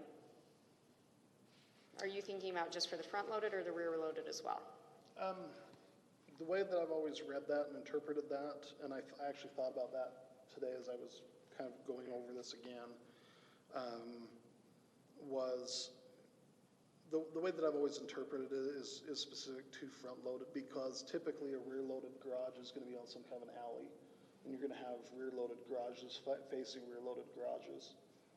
And so there's no, I mean, you typically would expect to not have a lot of variation and things like that specifically. And the other reason I read it that way is because it does say that that the front facade, let's see, if garages are placed on the front facade, they're staggered and set back. I hope that answers your question. Commissioner Berger. Just to clarify on that, I think might be another question for the applicant here, but in the question that I had is, last meeting talked about mainly this part of it, right? Like, one of the issues was that they were facing the rear loading garages across the street, and aesthetically that's probably not, you know, the best view that you could have out your front of your house. But also part of it was the setbacks and the different things, the articulation on the front of the buildings. And this is where maybe a little bit more clarification back from the applicant, because the way that I asked that question, I wonder if maybe they were trying to address that part of the issue in between this meeting and the last. So if you're okay me asking that question. Yeah, please. So has articulation on those front-loaded products changed? Some design standards there? Yeah, our intent would be to adjust the building elevations to stagger them so that there was more variation on the front facades. And that would apply to all the units, even the rear loaded. Because in this instance, to kind of address your point, in this instance, when we go with these rear loaded units, by the literal definition, even though they face to the street that is the front-facing townhome, same street, by the literal definition, they would not be facing the street. They're a rear-loaded unit. The thing that complicates this is that we're proposing a fully compliant, full-width street all the way around there to improve circulation and match the master plan layout. The other way that we could have oriented it is to turn all those units sideways and do a bunch of small alleys with some small buildings, and then you would get that segmented, really small alley with garages facing each other on the alley with very minimal setback on the alley instead of the full setback and articulation that we're showing on the current public width street. And so it is different than a typical alley loaded rear load to rear load scenario. And you know, you could argue that in an alley load scenario where both rear loading townhome units are facing the alley, you get a very narrow alley with no articulation and all garages, and that's your view. And so as an owner on this street, what you would be getting is a full width street that's more spacious, that feels more open, with staggered setbacks that would be more inviting if you lived on that street. And even though you are a rear-facing townhome, your garage-facing facade is an improvement over what you would normally, be faced with in an alley-loaded product. And so we did go back internally with our team and say, yeah, let's just adjust some of these front facades and some of these rear facades to get more variation and make sure we're complying with the garage setbacks and things required on a front-facing scenario, and we'll just make it work that way. We think that will be a great-looking street for most people, that they wouldn't see that as a negative. Any other questions, Commissioner Bergner? No, thank you. Thanks. And to your point, I thought about this earlier and I forgot, and I appreciate, I think it is important to note that they are proposing a full local road street width. With the increased front setbacks Right. and everything, so. Thank you. Other comments, other discussion, other questions? Commissioner Allen? Yeah, Chair, if I may, I'll just share some of my thoughts from last time.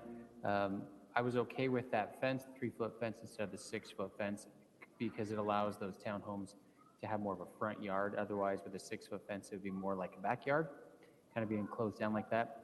But my opinion has changed a little bit on these front-loaded townhomes. Chairman Everett reminded us last time that our job on Planning Commission is just to say whether or not it meets code. So personally, I'm okay with these front-loaded ones. I think the code says that it should not have the garage as a dominant architectural element. So I would say that I think these are dominant, so I would like to see some sort of change to the garages for these front-loaded ones if we're to approve it. Thanks. Thank you, Commissioner Allen. Commissioner Wells? This is a question for staff, but staff stepped out, so maybe one of you can remind me.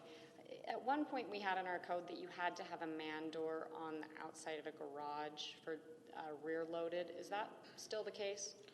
That is still the case. It's still in that same section that I referenced before, the 1772030, I believe is the right, 030, in section C, that says service drives, let's see, units accessed via rear service drive shall have a man door on the garage side of the unit and be addressed off of the service drive. Now, having said that, I think that there's a valid argument to be made that these aren't service drives, that this isn't an alley, this isn't all garage doors, rear loaded. Does that make sense, what I'm saying on that? Meaning that this would apply and they should have to have man doors on the back of the rear loaded product? Meaning that I don't think that it applies because it's not a service drive,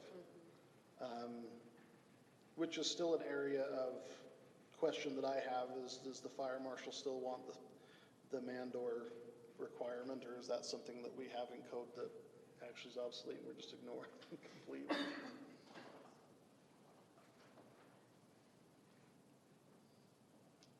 Commissioner Panger? I'm always good for a contrarian point of view. I don't know, and I'm genuinely interested if anyone has any experience in visiting either family or friends that live in townhomes or multifamily units. Because as far as multifamily units are concerned, I've got a family member who lived until recently in Harriman, had a multifamily unit. Honestly, beautiful home on the inside. The outside was not, well, it was garage dominant. The entire street was, in fact. I pulled it up on a map. Just for reference, if you look up Spire Way in Harriman, which is just off of Tower Ridge Drive, to give yourself some orientation. It's a sea of linear homes, very little articulation in the front, very garage dominant, and no backyard to speak of at all. As far as the product is concerned, even with that, even though it's not my strong preference, there wasn't much articulation or architectural detail that gave much differentiation between the different units. Having said that, on the inside, it was a beautiful unit. And these units, in comparison to those, I think have quite a bit of articulation and architectural detail that I find attractive as far as those this type of unit is concerned. And the articulation between the garage, I think the consequence of that is you get smaller units. Because you've got to take that room from somewhere, which would be a concern. Or you end up with smaller open space because you've got to take that from somewhere else. Anyway, these look attractive to me, and as far as whether or not they meet code, I believe that they meet code, but I know that I tend to be more permissive in my interpretation of code when it comes to that articulation. Thank you. Please, go ahead.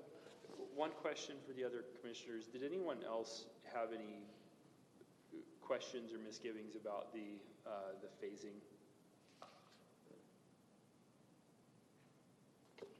I'm embarrassed to say I didn't notice that in reviewing. I'm not sure if I have a lot of concern overall. What is your concern? Are they missing something that should be there that's going to hurt the development overall? Far be it for me to ascribe motivations to the developer. I don't know their specific, well, he stated some of their reasoning. I know for certain that the infrastructure is on the outside of the development, not the inside, so we're going straight to the center. That's neither here nor there. We are looking at the smaller units that are available within this development, and I have to believe that there's market forces at play in that decision. But if you look at the blocking of the overall master development agreement approved phasing, each one of those phases has quite a few different types of units. So you get, you simply get different types of units in each phase. This jumps straight to the center with the townhomes, which is the higher density product. I would also argue that that's probably what's more affordable right now. So maybe that's something that we want, but it is a deviation from the master development agreement, and it's not what I would consider to be a minor deviation from the phasing plan. So going along with that, my understanding, if I read it correctly, is this is kind of A1, this is roughly A2, A3, and then this little commercial part is A4, and then you jump up here to B1, B2, B3. B3 is, yeah. But B3 also encompasses some of this townhome product. And then you jump over, here's the C phase up here, which has not been started from my understanding, from what the applicant has said. But C3, that they're asking for part of that. And then this is F, and this is G.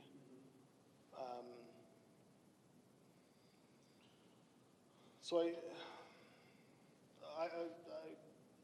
same with Commissioner Wells, I did not even think about the phasing component of it, knowing that there has some that start up in A1 to 2, and my understanding is B1 and 2.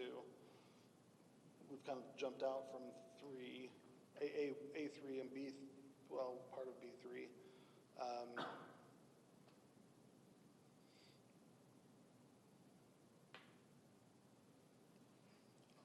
Is it a minor variation? Is it significant? That's a good question. I don't know that I have an answer to right now. Just to finish my thoughts on that, I don't have any problem probably with the B3, C3. That makes sense as long as we're moving back up towards C1 and then maybe back. But just to take the center bite out of this with the highest density product and leave the rest of the other phases, we're skipping over quite a few steps to get to the center of this. And none of this was unknown or beyond the reach of the developer to know when they started the project what the phasing plan meant. And I think that was the entire point of the phasing plan. We had quite a few discussions about the phasing plan. to ensure that there was a wide variety of unit types available within each of the phases. So that's why I bring it up.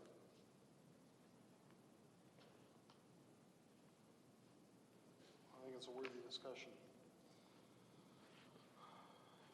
Commissioner Wells? So the master development agreement says minor variations with, respect to the sequence shall be approved by the city planning director. Rob, to your knowledge, I don't know if that means Steve or you or who. What's your thoughts on the phasing differentiation? The Chair and Commissioner Wells, if the idea of getting the phasing plan embedded in the first place was to stage the project so that you would have a variety of a set of housing units rather than an immediate draw towards higher density product, obviously this one you could argue back and forth is in that trajectory, and you could say, well, there's some units already being proposed that are of a higher density than what's in the middle, but is it to the extent that is required? Apparently not, it sounds like. If this is the springboard that the applicants need to go ahead and to help fund the balance of the improvements, well, it gets them a step in the right direction. As it is, you push them back to the other direction. The subjectivity of what's in that particular development agreement is something we can all interpret. It doesn't seem like a minor variation after hearing about it. The question is, what purpose is it serving now? I mean, is it really going to do what it's supposed to do? Is it going to help somehow this project be better or develop out in a way it should develop out? A lot of jurisdictions do not use phasing plans, and they don't put them in development agreements for a reason, especially with the way the market changes. I would note just along that, part of the reason that we did a phasing, and Commissioner Pink was absolutely right, we spent a lot of time talking about having a phasing plan and following a phasing plan in a logical sequential order because of what happened specifically in Silver Lake and it's this applicant, not to say that I'm not trying to ascribe any malintent, but there was part done over on one side that's on the far east end, and then it was jumped over to the far west side, and then a little bit was done on the north, and then some on the south, and some in the middle, and then we went back to the east and back to the north, and it just wasn't, there was no logic behind it in terms of, for the residents that were coming in, of saying, I've got my home, I've got my neighborhood, my little part of this area. I'm not going to have construction traffic all of a sudden 3 years later or 6 months later showing up to now go through on the next part. That you could make sense and see how this is going to be built out over time.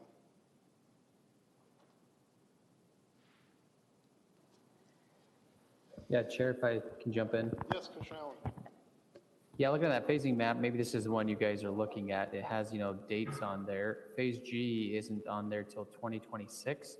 So it's jumping from phase A and B in 2022 to 2026. So I think what you're saying is very relevant. Those townhomes that would be in G1 down the road in 2026, they would have construction around them if that timeline was followed.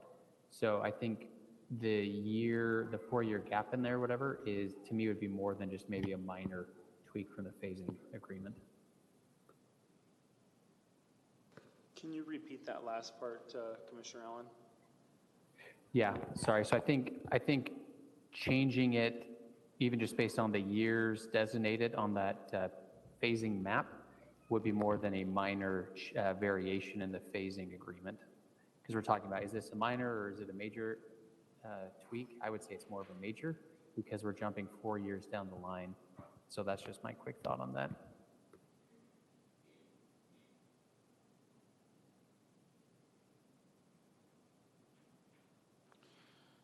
Further comments or discussion? Following up on this, the North Road, so if you're currently working on up this general area, so will this North Road be completed clear to the park area?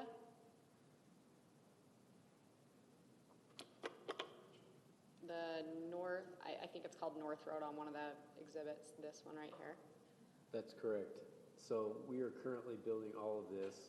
Just to put it in perspective, we have 511 single-family lots under construction right now, currently approved and in process here. The original phasing plan, I wish we could pull that up. Is there a way we can get that up on screen? Just have to go over a couple from. It's in the staff report. It's in the MDA exhibits, or are you talking a different phasing plan? That's what I'm talking about.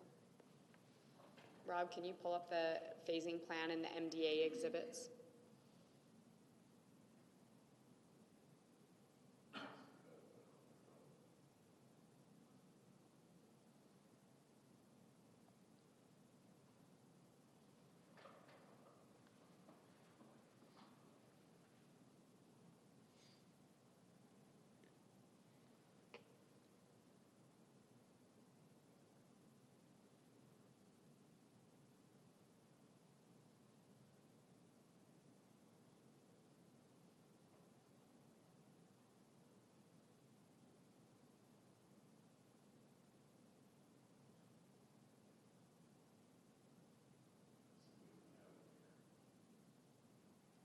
Maybe master development?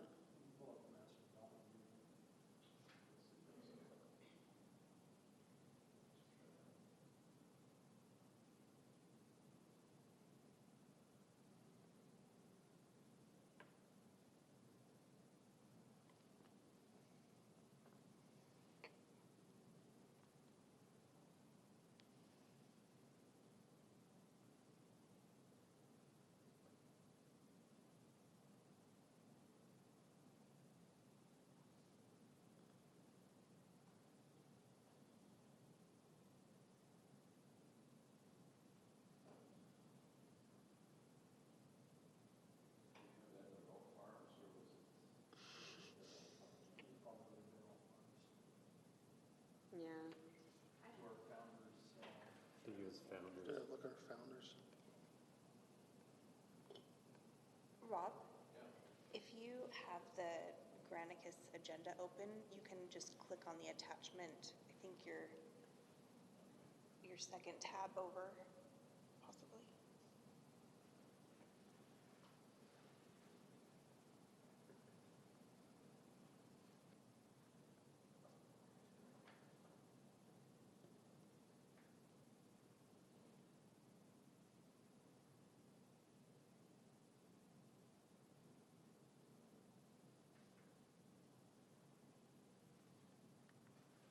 The exhibits one, the last attachment.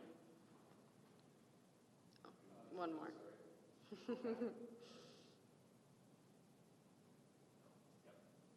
It's page 5, I think.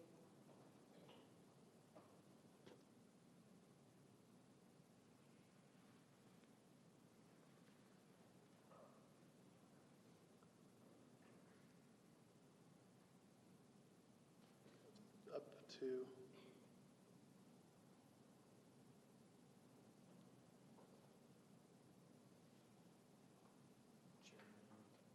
yeah. And sir, I'm sorry, your name one more time, I apologize. That's okay, Cameron Spencer. Cameron.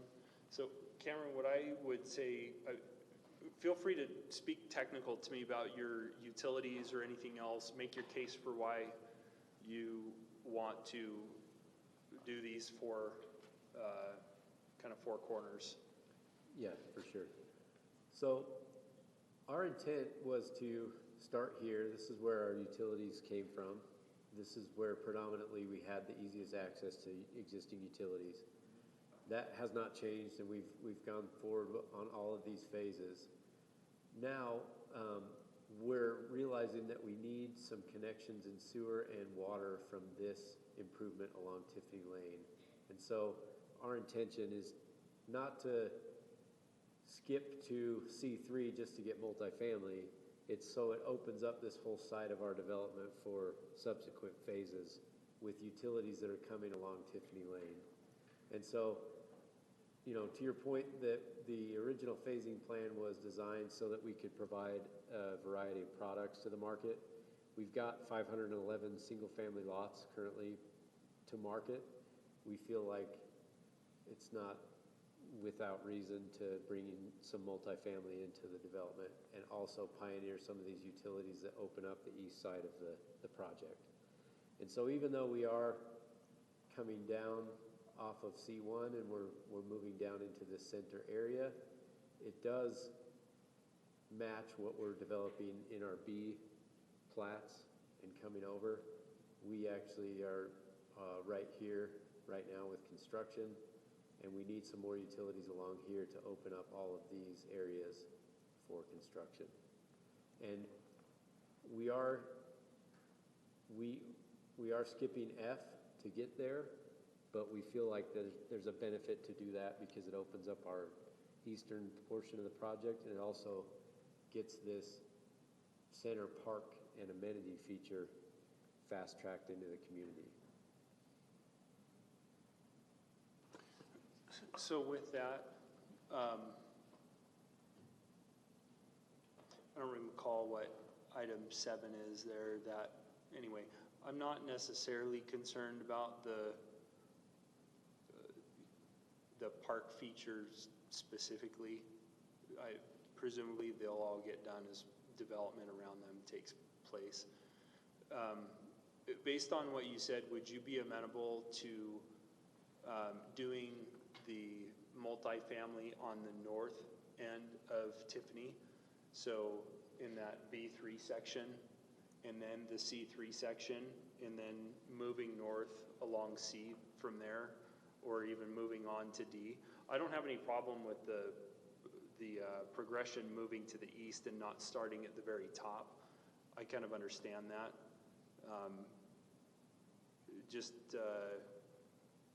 All of the townhomes in the center seems to bifurcate it to me, and it just, I guess more than anything else, even from one guy's opinion here on the dais from the Planning Commission, the fact that there's a master development agreement that states minor deviations are allowed, but major deviations are supposed to be approved by the planning director, which I don't have any indication that that's been done. And there were reasons why this phasing plan was put in here into the master development agreement. Yeah, and I think that's it. I think that's where a little bit of subjective conversation comes into the discussion.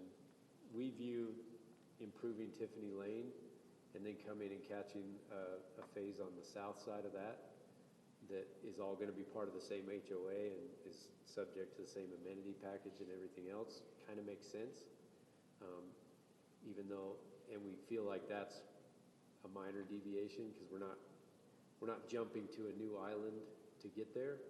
We're just piggybacking off of the infrastructure that we're improving along the way and doing an extra block, you know. So that's where we're coming from. That's our perspective. I realize that that's a subjective perspective, but I don't feel like this is a major deviation from the phasing plan to just get that whole community built out.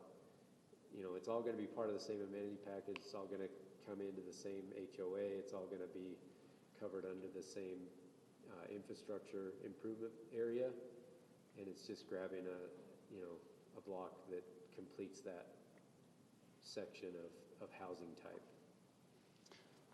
I can appreciate that. Chair, I apologize, just have a couple more questions. So can you give me an indication which areas along here you've got final plat approval for? We have final plat approval all the way down to the neighboring parcel here. This is actually called B2, comes down here. So everything within A and B, you've got final plat approval with the exception of this? Correct. Okay. And it's 511 units total. Okay.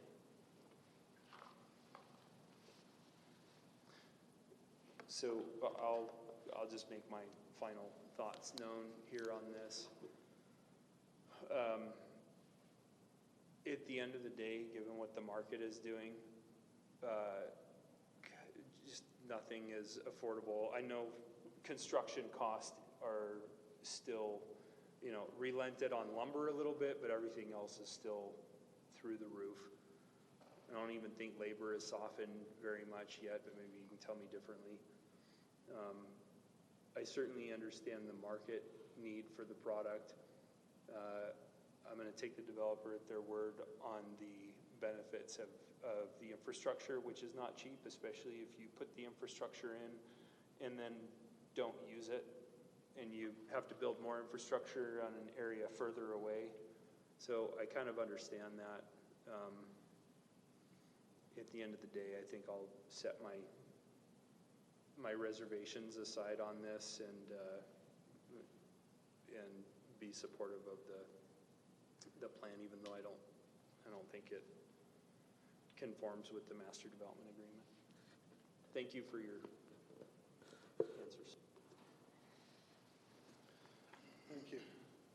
Yeah, Rob? Mr. Chair, one thought about that too is, if in balance you like the project and that concern that you were just discussing is, you think, pretty well addressed, if the development agreement and its imperative language is requiring the planning director's sign-off, it doesn't specify the methodology. So maybe the applicant submit a letter to the planning director, Steve, and ask him, based upon some rationale they provide, to justify their application without, if you're agreeable with everything else, without holding this up. This moves forward, but it's also maybe a condition of approval predicated on them before it gets finished at the council level, providing and being approved, providing that letter being approved for what they want to do.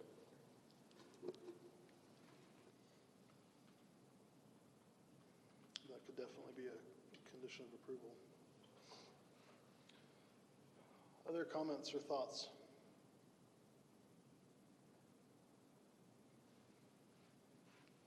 I'd be open for a motion then, if anybody cares to make one.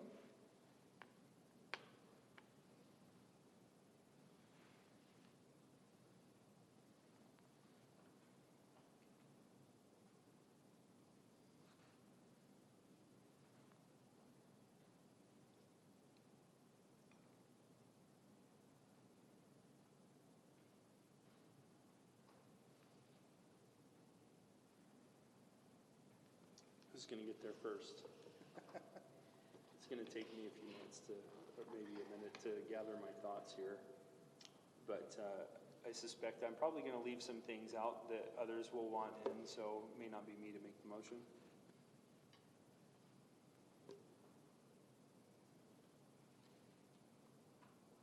Mr. Chair, I will attempt. I'm sorry, staff. Mr. Chair, I move that the Planning Commission recommend approval of Parkway Fields preliminary plat Phase C and associated site plan with the 2 conditions listed in the staff report, as well as a third condition that, sorry, I had it. That the applicant receive approval of the planning director for the deviation in phasing outlined in 5.2.2 of the master development agreement. I'll second. It's been moved by Commissioner Wells to recommend approval, and seconded by Commissioner Pangra with the 3 conditions as noted. Any questions or need for clarification, Commissioner Berger? Yeah, I just want to make sure with the conditions that are listed here and what we have, that motion addresses the front-loaded garage portion of those units, those 4 appendages. So it basically says that they need to work with staff to meet code there, because I agree, I think that it is garage dominant right now and it does not meet our code. So it would be to, let's look at the conditions staff outline. So needs to adjust for building elevations for architectural details, material usage, and garage door orientation. And then the second condition had to do with mechanical equipment screening. So I would note that the code that's referenced in the conditions is 17.72.040F, which does not F, I believe it's 1. Which I'm not sure that's the right reference, because it says in the garage door orientation as, I'm sorry, garage door orientation is 17.72.050H. Make sure I'm reading that right. I read the wrong.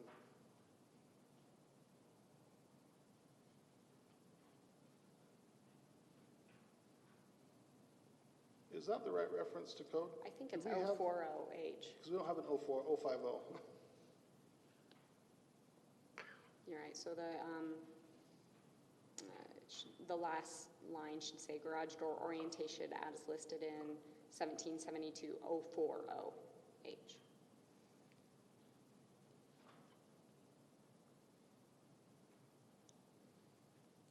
Commissioner Everett, I know you referenced 1772-30C, which also discusses garages and multifamily units.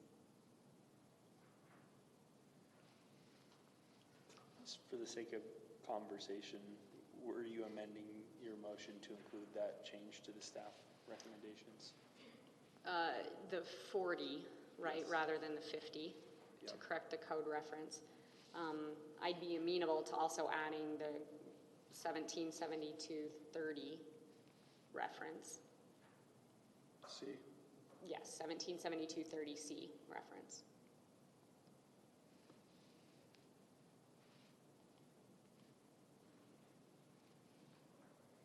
So we have an amended motion for condition 1 to be have a change in there for the last,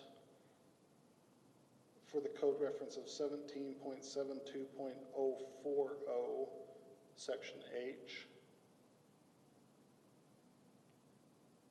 And then are you also saying, then also including in that same condition, or as a fourth condition as the 17.72030? I think in the same condition is fine. So I'd amend staff's condition to include, so the 40 rather than, sorry, should I just start over? Staff? Leanne's with us, okay. She's the one that we need to make sure she's along with us on the ride. Which one are we adding? What is the reference? 1772-030C. So we have an amended motion by Commissioner Wells. I'll second for the sake of conversation. Okay. Oh, thank you. So when we get to the 17.72.030C, are we saying that we want garages and parking areas placed on the rear of the building, even for those front-loaded products? So we basically want to flip those. I think, from my understanding, that was the intent, right? Not to have front-loaded, or to not. Can I withdraw a motion? Or what's the protocol? Leanne says yes. Before you do that, my understanding, and correct me if the intent is not, if your intent is not this, but it would allow a front facade, the garages to be placed on the front facade. But in the code it says they shall be staggered and set back so as to minimize their appearance from the street.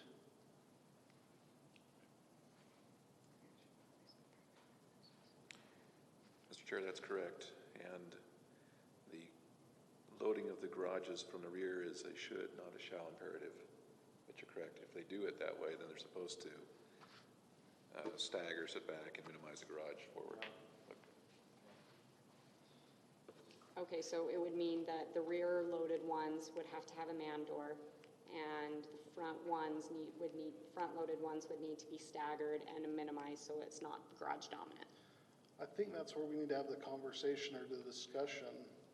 Well, and I don't even know how we would do that here. Regarding code amendments, Well, but the interpretation of code is are we interpreting these roads as service drives? Or are we interpreting these as just normal neighborhood roads? And if we don't interpret them as a service drive, then they would not require a man door or to be addressed off of that.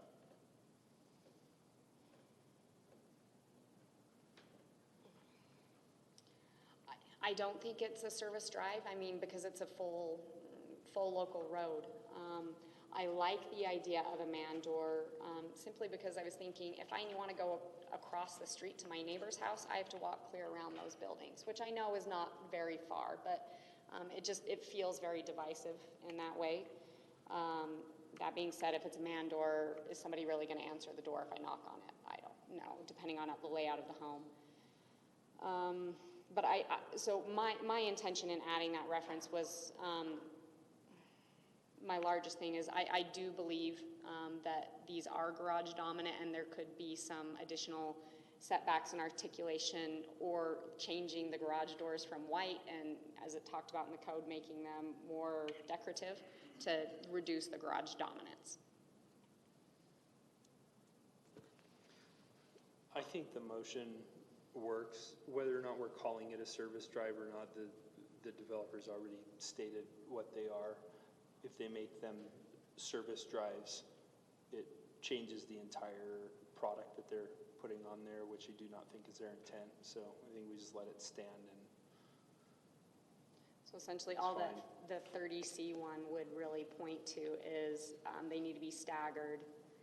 The front-loaded ones need to be staggered to minimize the garage dominance, because it's not a service drive. right. Okay. But I don't know that that needs to be called out specifically. We've included C in the motion, right? So I think that is sufficient. Unless you wanted to give additional clarification, Commissioner Wells. Any further need for clarification or discussion on this motion? Hearing none, we'll go ahead and call for a vote. Sorry, just to restate, we've got a motion to recommend approval with the conditions that were noted that Leanne has said that she understood. So thank you for interpreting what we're trying to do up here. It's been motion by Commissioner Wells and seconded by Commissioner Pangra as amended. We'll go ahead and do a roll call vote. Commissioner Wells. Yes. Commissioner Allen. Aye. Commissioner Pangra. Aye. Commissioner Bergner. Aye. Commissioner Everett is also an aye. Thank you. That passes unanimously. Thank you. Oh, turned my mic off and I shouldn't have. Okay, our next item, 6B, Eagle Heights Village Master Plan Development Agreement and associated preliminary plats. Rob. Thank you, Chair. Chair and Commissioners, this particular project, as you're probably fully aware by now, or have already known, is intended to give a recomplexion to the end or southern end of the project, a conversion from duplexes to two-unit single-family dwellings and or detached single-family dwellings. To do that requires, as already noted, a change to the original master plan, their contractual development agreement, and as part of the prior entitlement, the applicants understood that they had, by virtue of those approvals, also embedded in there approval for a preliminary plat, as allowed by Eagle Mountains Code. The applicants have provided a summation to us of what they would like to accomplish with this changeover, this conversion, and how it would bear out. And so you have, as they noted, a reduced number of housing units overall by 10, adding lot lines to twin home lots, in other words, splitting a duplex into a two-unit townhouse, adding, as I noted already, single-family lots. That would open some space to backyards of single-family lots if those are able to be provided, because you'd have combined ground from two units that would have been there before. They're proposing to add a half a basketball court, so upgrade architecture in the clubhouse, and they'd like to give homeowners the option to add ADUs or remove basements for single-family homes. Applicant's representative can clarify. This page or slide simply reminds us of master development plans and preliminary plat approvals are based in code. They're a right that an applicant has to seek out modify if they'd like to apply for that. And reminds us that Plat standards are basically a checklisted item, and that because it's a legislative function in reviewing and looking at a development agreement, it's subjective as to whether the city ultimately approves what the desired, what the applicants desire or not. The city holds all the cards.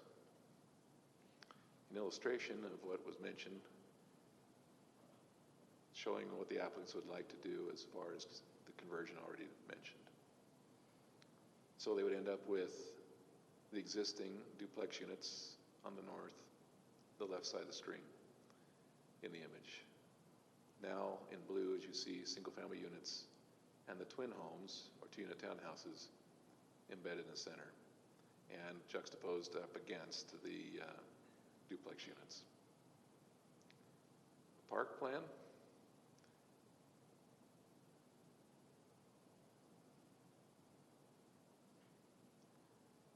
The amenity worksheet.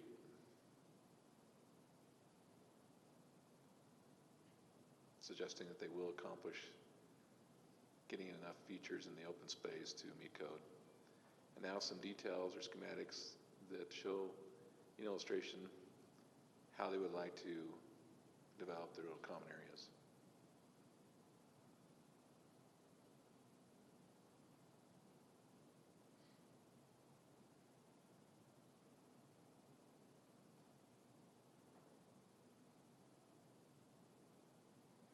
Elevations of the homes that they're contemplating, or at least samples.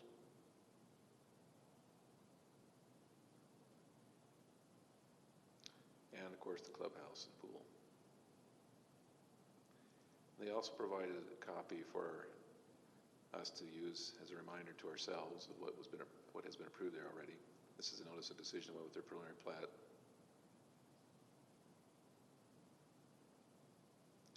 Take us back to the beginning. Just about. Any questions? Thank you. Any questions of staff at this point? Commissioner Bergner? Just to clarify for this process, I think this is the first amended MDA that I've seen. When we see these, generally the first time City Council or Legal Council has looked over the MDA. In this case, with these amendments, has Legal Counsel looked over these? Copy of the proposed MDA was dispatched out to Jeremy. Haven't heard back yet. And when I don't hear back, that means he's either A, very busy, or B, he's not too concerned. Okay. Other questions of staff?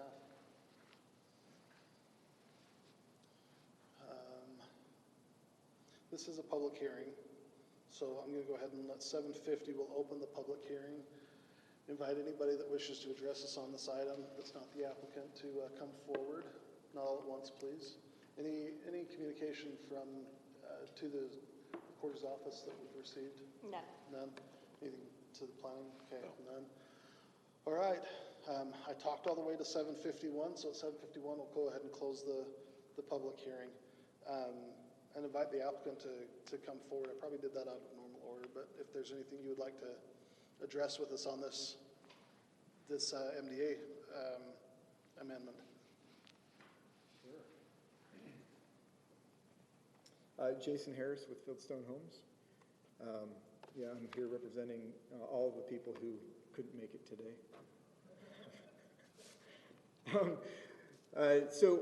I would love to answer questions. I have just a few comments to make so you can understand why I'm here, what we're here talking about. I believe, Commissioner Evner and Commissioner Penger, you were at the meeting when I made a little bit of appeal to the City Council and for the others. The reason I'm here is because this particular project is something where we've been involved with early on, not realizing that there's a lot of history that went into it way back, and learned very quickly that that history ran deep, and there were some wounds. But understanding that, we also have been working in this city for years. I personally, 9 years. with Fieldstone Homes. And every project we've done has been challenged by this planning commission and the city council to do better. And this project, in our opinion, wasn't going to be that going forward based on the product that had been improved. So our appeal, our pitch to the city council in that session was invite us back because we have ideas, we think we can make this work and we can make the project better. The result of that was Brett Wright, a couple weeks later, did reach out to me. We had a lot of conversations. Subsequently, Jared Gray did the same. And then I later had another conversation with Carolyn Love. And then we had a work session with everyone. And the result of that is this, essentially, this plan that we're presenting to you. There were a few things that came out of the work session that we tried to address. I'm going to share those with you so you can understand some of the background of those. In the case of Jared Gray, he asked that, to do this sort of a plan, he'd just like to see the amenities, improvements to the amenities. We note in the staff report, right, a basketball court has been added. That's actually already been added by the developer to make that happen. In addition to, we basically are bringing our approved clubhouse that we did in Antelope Meadows around the corner over here to this project because it's a better looking amenity and it also works better with the roll-up garage that goes out onto the pool and those sorts of things. So we think we've addressed that. In addition, and this was for all of the council members, they expressed an interest in ADUs. This project, as you know, was an affordability play, which can't go that way anymore because of the high costs that you mentioned earlier. And so a component of that was, hey, is there a way for you to get ADUs into this project? And our answer is yes, especially because the lots are much wider than they need to be. That's a whole different discussion, but it will allow us to put drives on the sides of the homes and allow access in. But also another comment that was made was about affordability as it relates to square footage. And so we said, hey, we'll also add into the plan that it'll be an option within the build process. Either you can add an ADU, you can keep the basement how it normally is, or you can remove the basement to hopefully save costs. Now it's incremental, it's not going to be significant, but sometimes, especially in this current environment, every dollar counts. I don't know if you know this or not, I'm sure you do. We are in a major housing crisis. This isn't little, it's been going on for decades, and now we've hit ridiculous mode. Those addressed Jared Gray's request. Brett Wright was the one who I worked mostly with in creating 58-foot frontages, trying to meet as much of the RC code as we could, especially we did in setbacks for sure, adding the ADUs and including as many single-family units in phase 3 as we could. So phase 3, as you may recall, is already done. It's an approved plat, all as twin homes. And with minor modifications to those lot lines, we figured out how to add more single-family lots into the project. It did come with a cost. We're losing 10 units in the project as a result. It pains me. That's 10 homeowners who don't get to have a house, right? And it also increased the cost for another 138 homeowners. My only request was tell me to reverse that somehow with the city council, and I will, because it's not the right move, but for this case, it's a concession that we're willing to make in order to make this project, meet as many of the city council requests as we possibly can. Carolyn Love, I mentioned earlier that she wanted a way to create more affordability, so the smaller product is how we're doing that, and ADUs. Donna Burnham also made a comment that affordable price point is important, so that's where, again, that excluded basement option it comes into play, as well as smaller homes. We're offering home plans that will get into the smaller side of things. Again, we're trying to keep everything manageable from a price point perspective.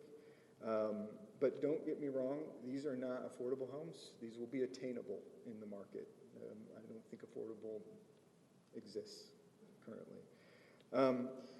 And then Colby Curtis, he did support the ADU idea. He didn't support anything else. No surprises there. Didn't matter what we said, it wasn't going to fall in his court of willingness to participate in that. So really, I'm just telling you, we've gone the rounds, we've had the conversations, we've done everything we possibly can to turn this into something we view as an improvement to both this community and the community at large.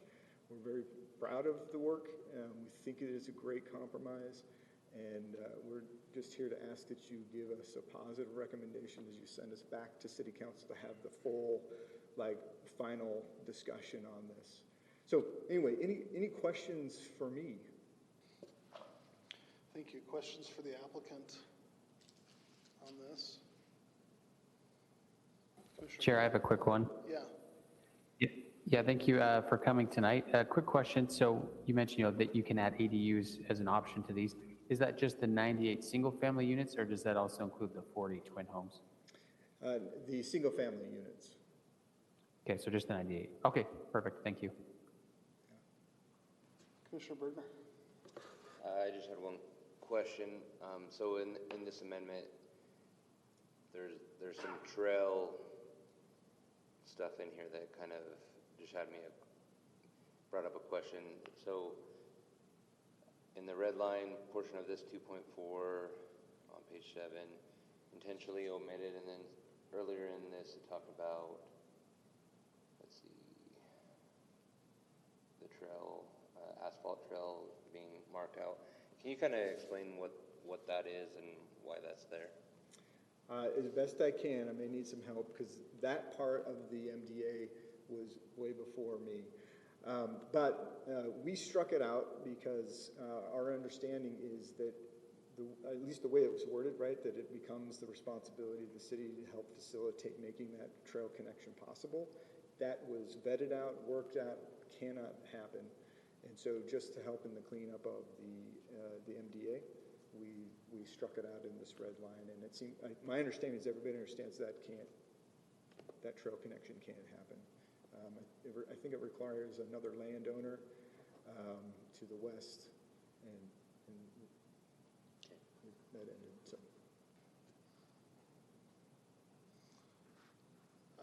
Any other questions? I had a question. I don't know if this is for the applicant or for staff or for both. On page 6 of the edit, section 2.2, the very last line on that, is proposed building elevations as illustrated in exhibit, and then it's blank. Do we have an exhibit number that we need to reference on in that? I think the answer is yes, because I know they're in the packet. Chair, we could use, if we stick to what they provided, Exhibit E. Exhibit E? E, as in the elephant or Egbert. And there's another page. So there's two things. There's the single-family homes and variations of the twin homes.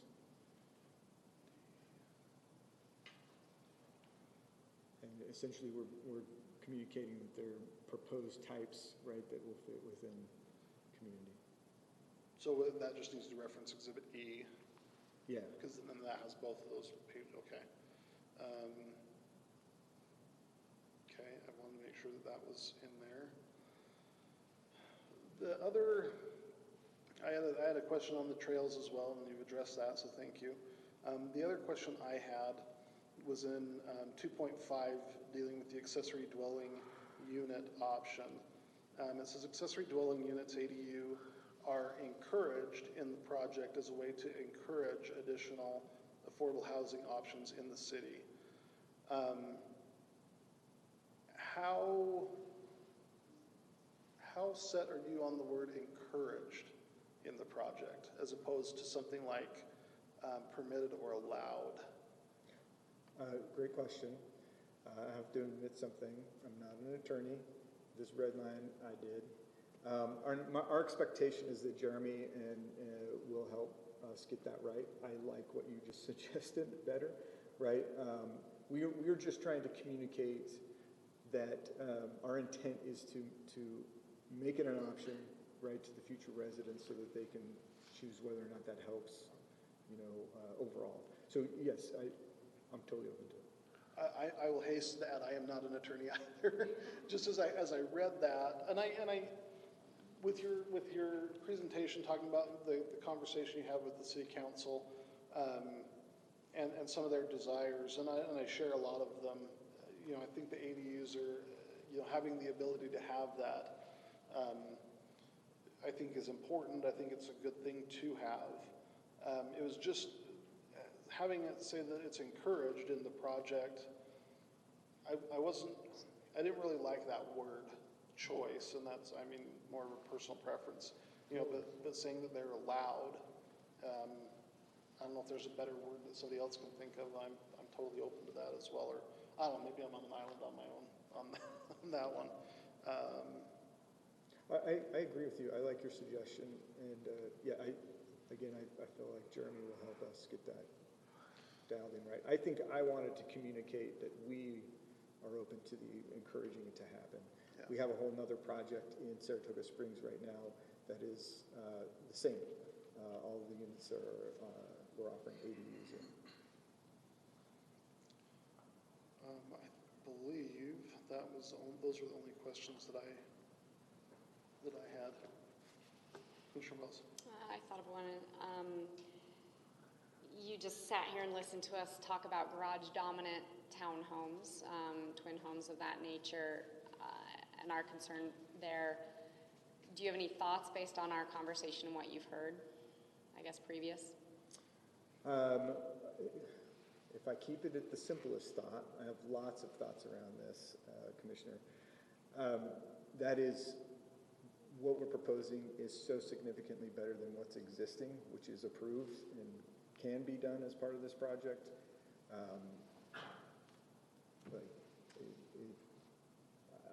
I personally don't know that it's a conversation point. We'll do that kind of stuff and it'll look amazing. But I would love to have the garage conversation with you sometime. On this, the one on the top left, can you see? So it almost looks like there's like a third car garage added to the townhome here. There is. We showed that to the city council to say these lots are so wide unnecessarily. That you could do that. We could actually, on the twin home option, offer a third car garage and still have 20 feet of setback between units. Okay. Thank you. You're welcome.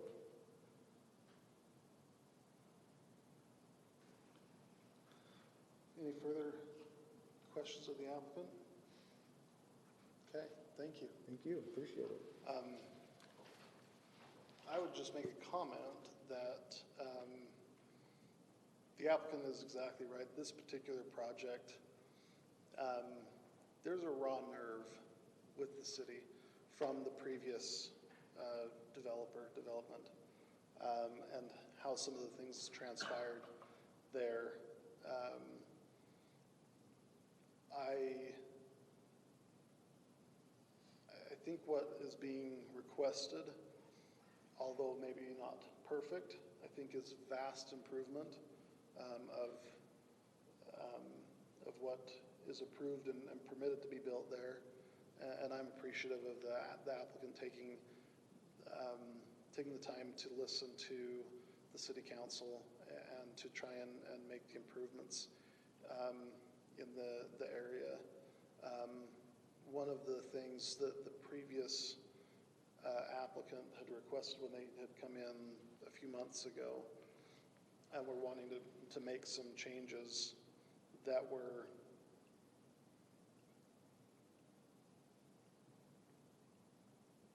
horrific, not palatable to I don't think anybody, was to remove a lot of the amenities, including the pool and the clubhouse.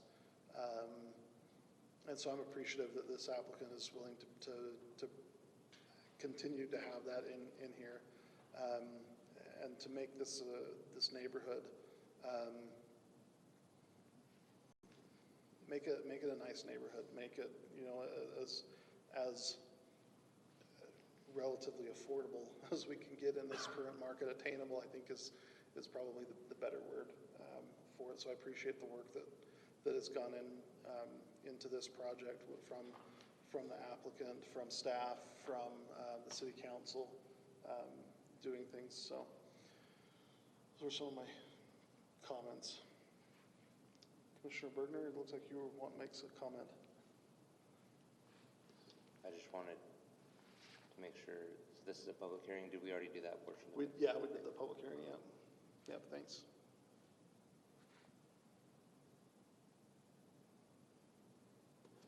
Rob, could you go to where it talks about the setbacks that the applicant is proposing? Okay, so for single-family lots, I mean, I know this is an MDA, so we can't really point to a place, you know, I mean, what zone it would be in our code. Based on the square footage, like RC, or help me out there, Rob. RC is the closest on the single family. Okay, that was my thought as well. I believe it means all RC.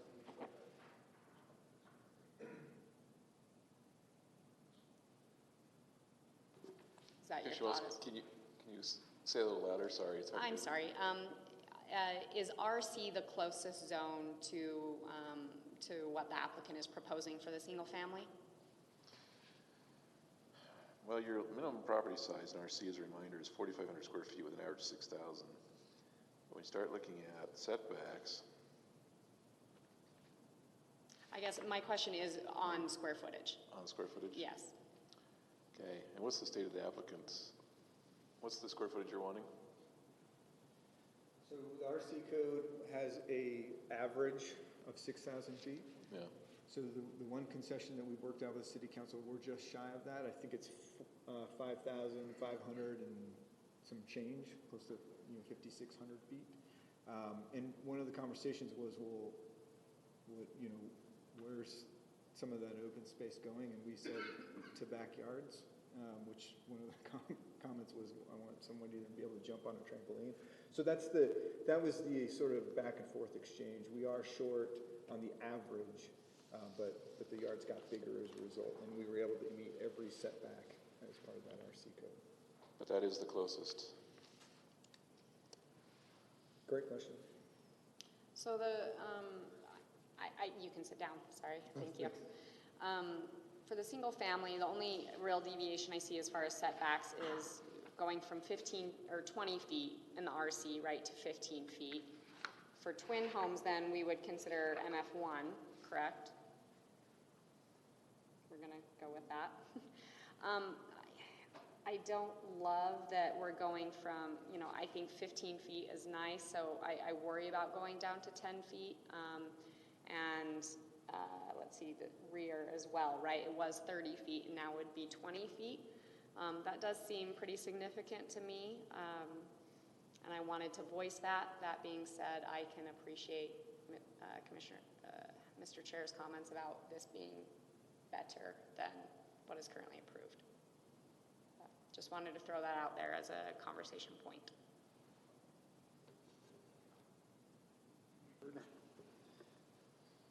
Just as a matter of conversation, I kind of find the 2.5 and 2.6 of this a little bit weird, the language in it. Like, there's nothing prohibiting ADU that I can tell. Nothing prohibiting, like, encouraging people to go that route, or basements as an option. I can understand striking language for the trail and all that after the comments that were made. But like in an MDA, that language just seemed odd to me, like that we needed to have that as part of an MDA. I can make some concessions to different things, but I just wanted to bring it up that seemed kind of odd for an MDA. I know we talked about the ADU code fairly recently, but my mind might have gone blank as to the content regarding that in some regards. Staff, do you have concern about this area having, if it ended up having a lot of ADUs in it? Mr. Chair, Commissioner Wells, no. Because you've already got that precedent, in a sense, set by the presence of the duplexes in the first place, off to the north. And the push now for ADUs is so strong coming from the state, and the need to accommodate a quantity of low to moderate income housing that I don't know, Steve may have an idea on this, but I'm not sure if we've met that goal yet that they have for us. I know he's presented, I think to you last time, right, and to the council, an assessment of, or toll of how many units we have in the city versus how many we have approved. But do we have enough low moderate? I don't know. So this can help with that potentially, but certainly in this market, it's also going to help potentially people buy into there. If they can now use their ADUs, extra income source to help pay for their house. I don't see any real qualms about it if we're moving away from the mentality that we have to protect the integrity of a single-family detached home, one house per lot, one family per lot, done. If we're getting away from that anyway, and given the context of this setting and what's been approved out there already, I don't have an issue with it.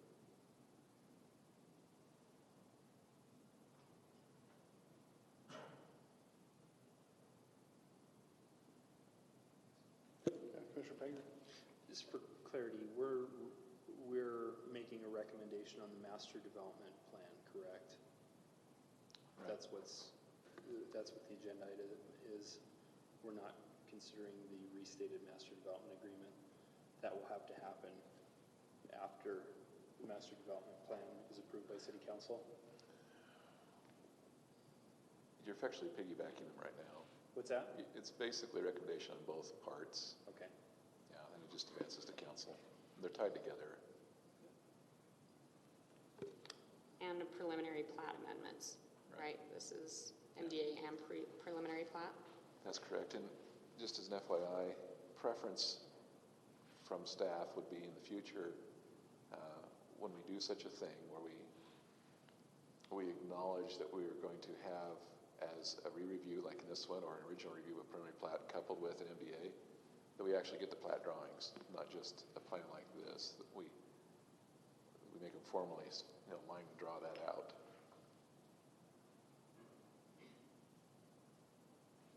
Okay. Please. Just as a point, to piggyback off of Rob, not much in the plan has changed. The road sections, the utility laterals, all that is pretty much the same as the preliminary plat that's already approved. So although the MDA does allow for just the map to be part of that, we feel confident because of what's already been done, and we're 3 phases into a 5-phase deal that all those questions have been answered. We really wouldn't learn anything new, right? So anyway, just helpful. Yeah. It'd just be formalizing the mapping of the project that way in this case. Right. Further questions for discussion? Commissioner Panger? I don't have questions, just a comment. Go ahead.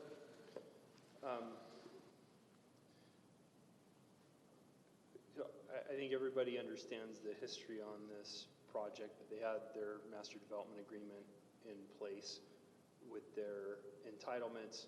Code changed. They wanted to do a different product, came back, made recommendations, and that's when everything, kind of became contentious.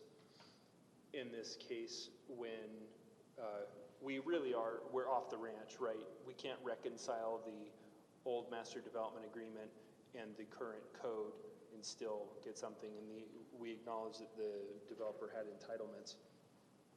At this point, with the developer working with City Council, I don't care personally to be an impediment to their pathway to doing that. And going back to, you guys all know how I feel about master development agreements coming before this body.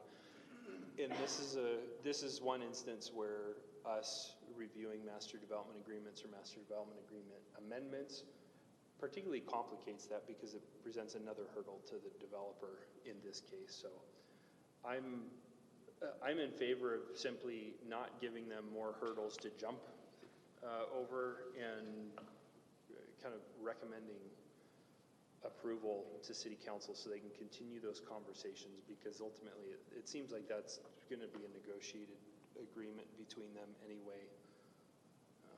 So that's all I have to say, and I'd be prepared to make a motion when the commission's done discussing. Be open for a motion then.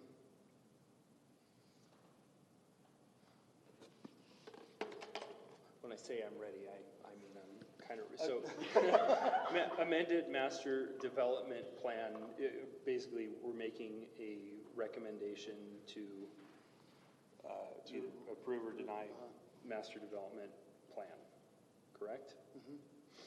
Okay. If you're okay, I would like to make the motion. Go for it. That's all right. Give me a second to get to the right spot here. Planning Commission, I move that we recommend approval to the City Council of the Eagle Heights Village Master Plan Development Agreement and associated preliminary plat amendment as presented with the following changes. In the amended and restated master development agreement on page 6, section 2.2, the final sentence in that paragraph would read, the elevation and design of buildings must be consistent with the previously approved building elevations and newly proposed building elevations as illustrated in Exhibit E as an echo. And then what's stricken would remain stricken. And on page 7, in section 2.5, the first sentence would read, accessory dwelling units, ADU, are allowed in the project as a way to encourage additional affordable housing options in the city, with the remainder as is presented.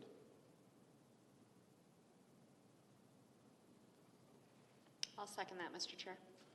So we've got a motion to recommend approval by Commissioner Everett, seconded by Commissioner Wells. Any need to clarify? Any need for amendments? Chair, can you reread your first condition, please, from page 6? What was that new language and what was the reference? Certainly. Just in section 2.2, the last sentence of that paragraph would read, the elevation, and the only change on it is just adding the exhibit letter, but it will read, the elevation and design of buildings must be consistent with the previously approved building elevations and newly proposed building elevations as illustrated in Exhibit E as an echo, and the remainder of it stricken as presented.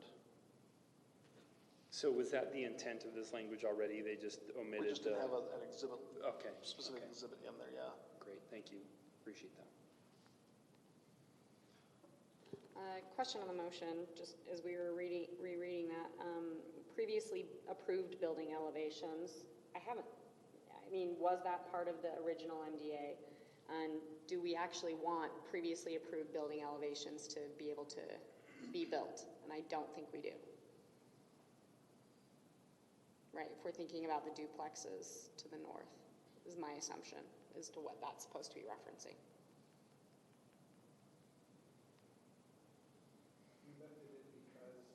Sorry, can you come to the microphone just for the recording? I'm sorry. We left it in because of the existing units. I don't know, because it's a restated master development agreement, it's not just for a portion of the project. We left that in. You guys decide what you want to do there. Just wanted to explain that. No, that makes sense. I mean, of course, we want those to still be legal, right? But I think we don't want you to build any more of them, right? And I don't think that's your intention either, but.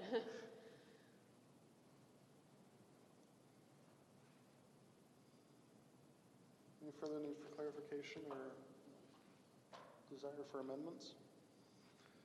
All right, we have a motion on the table. We'll go ahead and do a roll call vote. Commissioner Bergner. Aye. Commissioner Pengra. Aye. Commissioner Allen. Aye.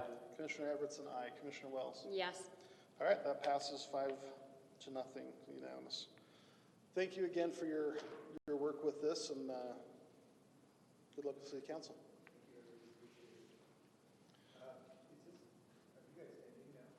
We are almost done, yeah. Yep. I would be happy, like I just as a concerned developer builder, I would be happy to stick around if you wanted to talk about garage. Like, I know it's a big deal, but I think there are solutions we could, I'm happy to talk to you about. I know there's never a format to do that. I'd have that conversation with you, yeah. Yeah. So for reference, the developer would be happy to stick around and discuss garages with planning commissioners independently. Thank you. All right, that ends our action items for this evening. Discussion items, anything that we need to discuss as a planning commission? Okay, our next meeting is scheduled for August the 9th. I anticipate a full agenda item, or agenda for that meeting. Anybody that knows they will not be here? Chair, I will be spending vacation with my family completely unplugged. You'd rather be with them than us? It's been a long time coming, Chair. Well, we wish you all the best, and don't miss us too much. Okay. Anything else from staff that we need to be aware of? Sure. Okay. We'll go ahead and entertain a final motion. Mr. Chair, motion to adjourn. Second? Been moved by Commissioner Bergner and second by Commissioner Wells to adjourn. We'll do a voice vote. All in favor? Aye. Aye. Any opposed? Thank you. That's unanimous. We are adjourned. Have a good evening. Thanks, everyone. Has that ever not been unanimous?